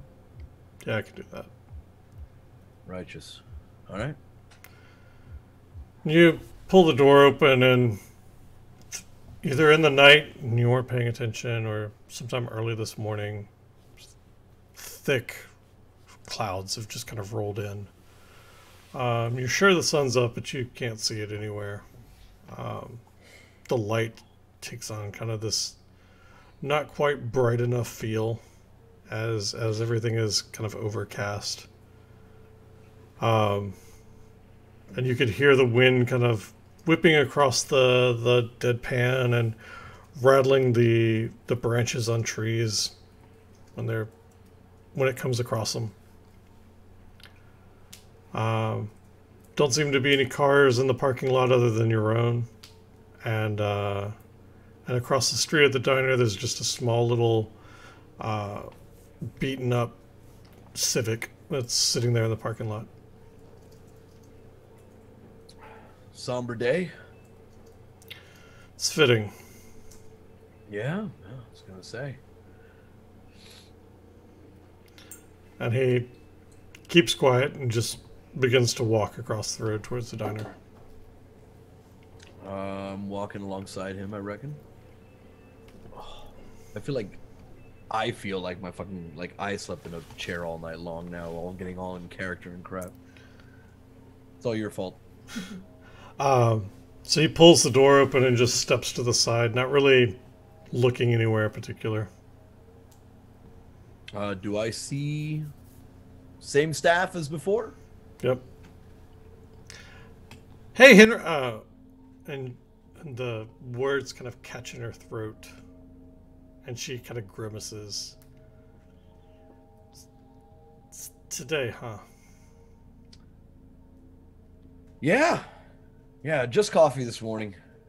Maybe some toast. Please. Okay, hon. And she looks at Mitch. Anything for? And he just shakes his head. Nah, he's good. She nods. All right, coffee and toast it is. Have a seat. No, I'll bring it to you. Yep, thank you kindly. And she brings over that, white coffee mug that every greasy spoon has 15,000 clones of. Sets it down on the counter, begins to pour coffee, and sets out cream and sugar on the counter in front of you. I'll get you toast in just a second. And she skirts off to the toaster. drinking my coffee, kind of like eyeballing Mitch. Does he look all there, or is he? He's not. He hasn't even sat down. He's just kind of standing off behind you as you're having your coffee. And I mean, he's standing there. His arms are folded across his chest. He's just staring at a spot on the linoleum. Sit down. I'm good. You're freaking me out. Just sit down. Give me like 5 minutes. Fine. And he has a seat beside you. And Henrietta comes back and she slides the plate of toast across the counter to you. Butter? Yeah. And she pulls out little pads of butter from her apron, the like individually wrapped ones, and just sets them down. How much it'll be? $2 for the coffee, and toast is on the house. Thanks. I pull a wallet, pull out $2, put it on the counter, and just kind of leave it there. She picks it up and kind of gives Henry a look, and it looks like she's getting ready to say something, and then thinks better of it and kind of walks off to the back. I'm kind of like, in my mind, saying, good call, and in my body language, just eat my toast, drink my coffee. Do you remember what you did yesterday? Had a drink? Yeah, you did, which I don't begrudge you. Do you know you went down to the haunted house? Yeah. Yeah, and it took all of my my guile to keep you out of the drunk tank, as you were waving a 12 gauge around looking for Pastor Weaver. He looks around for a minute. Where is my gun? In Martinez's squad car. Okay. Yeah, well, you can ask for it back next time you see him. We were there. I stopped you from doing anything stupid. You gave one of the seniors a scare of his life, though. And I went back last night after leaving you sobering up in my hotel room with Martinez, and there's been another kid. Another suicide? No, this one they say is an accident. Some kid must have been working on a table saw, and somehow accidentally a light switch 30 feet away on the other side of the room turned on, and cut him up real bad, bled out on the floor. Sorry to hear that. Yeah, everybody keeps saying that. I met the police chief last night too. Nods. He's a joy, isn't he? Yeah, a real piece of work, that one. And I mean, it's pretty plain as day. He doesn't want this house to shut down. He wants to make sure that everything goes swell with this. Now, he was the one investigating what happened to Kelly, right? Yeah, I guess. Yeah. And he's Weaver's brother? Yeah, that's right. I finished my coffee. Last piece of toast. All right, so now you're up to speed. Lead on. He gets up. The bell on the door gives that tin ring as the door is opened, and he steps out into the day. Yeah, I stand up and just, little knock on the table. Wave bye to Henrietta. Or Harriet. Henrietta? Henrietta. Yeah. And the diner's empty. She's still off in the back room somewhere as you leave. Okay. Empty. Mitch crosses the street and gets into his car, starts it up without really saying anything at all. I'm just going to assume that his car was brought back. Yes. Okay. Cool. All right. I walk up to his passenger door and kind of like, like knock knock on the glass. He looks over and leans across the street or across the seat and cranks the window down. So, you gonna open up so I can ride along, or am I supposed to follow you? Kind of gives you a shrug. Whatever you want, man. All right, man. I call shotgun, and I open the door from the inside. And he waits for you to get in and kind of gives you a look. And then throws the car in reverse and drives out of the parking lot and down the road. You guys are driving for about 10 minutes or so, just sitting in silence. Radio's not on. Haven't seen any other cars on the road.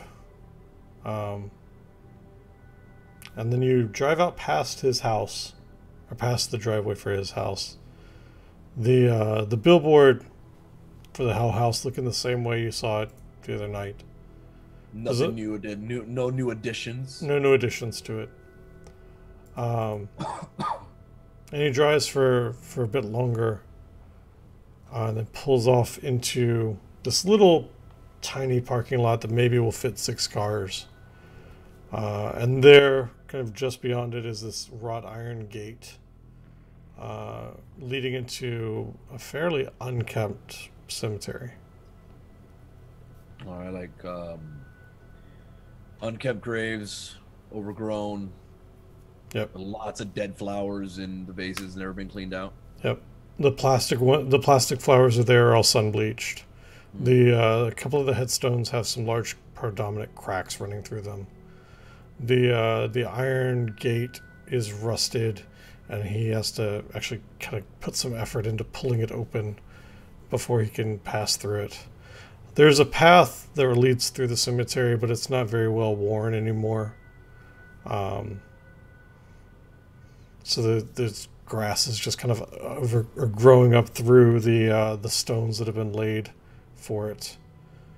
And it's a good little walk through the cemetery before you finally get to a place where you realize that someone's just kind of parked a backhoe right beside or up the hill, and there's a plot that's dug out and open, and Mitch pauses and kind of looks at it and looks at the plot, and kind of looks back at you and says, "This is the best I could do. This shitty little spot." Oh, not a shitty little spot. It's the best spot in this shitty little graveyard. She deserves better.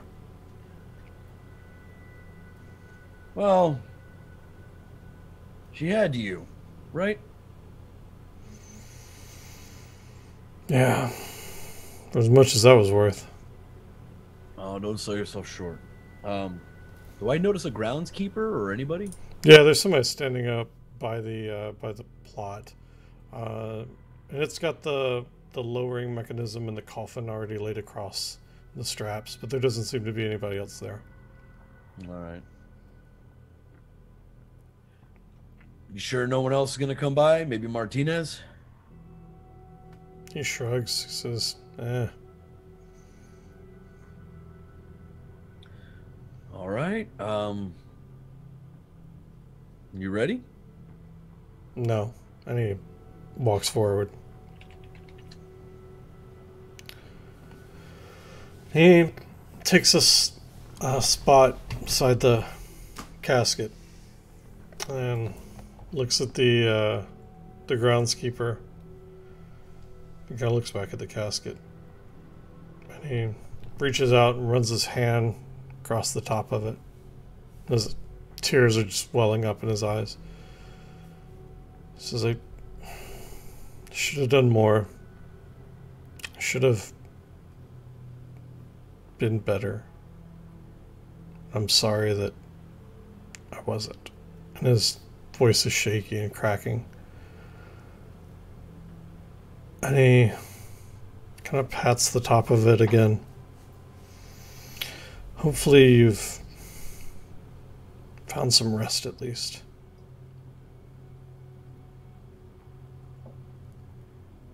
I kind of walk up behind him, put a hand on his shoulder. Don't really say anything, want to be respectful. And he shakes his head at your touch and like just kind of bringing himself out of a thought. And he looks over to the groundskeeper and he just gives him a nod. The groundskeeper begins to lower the coffin into the grave. And Mitch walks over and takes a handful of dirt from the pile that's a couple feet away and sprinkles it across the top of the coffin.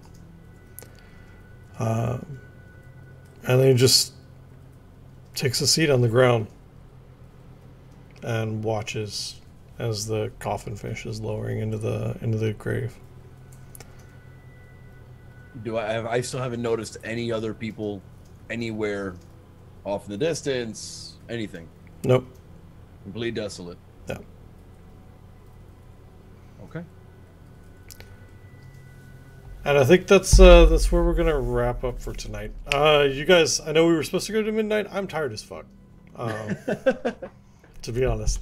So we're gonna end an hour early this evening, but that's all right. We still have another show next week, I believe, which should be the last one before TwitchCon. So the 26th we will not have one. But yeah, I think next week, maybe one more after that. We'll have to see. But I'm enjoying this. I think this is actually working out really, really well. Me too. Even if we only had like the one last show next time, I feel like things have kind of been set up to the point now where they're really like things are starting to come to a head. Yeah, we're very close to that tropey part of your typical horror story where shit finally kind of happens. You know, like there's been enough buildup that something just happens. Yeah, and we were talking about this last by week. Design, really. That Call of Cthulhu is not a jump scare game. It is not a horror movie slasher. It is a slow burn, psychological torment kind of setting and game. If you've ever read any of Lovecraft's work, and I'm not going to get on the same tangent I got on last time, but his work is probably the loneliest fiction I think I've ever read. It's just really, it's super, super lonely. Yeah, and that's the best description I have for it. Yeah, that's the best way to put it. And it's not just the loneliness, but it's also if you've ever read Lovecraft, like everything is like in the first person of like the character who's narrating it, and the character who's narrating it usually at the very beginning is, this is me in a straitjacket, or this is me right before I kill myself because I've gone insane. I mean, it's lonely and it's desperate.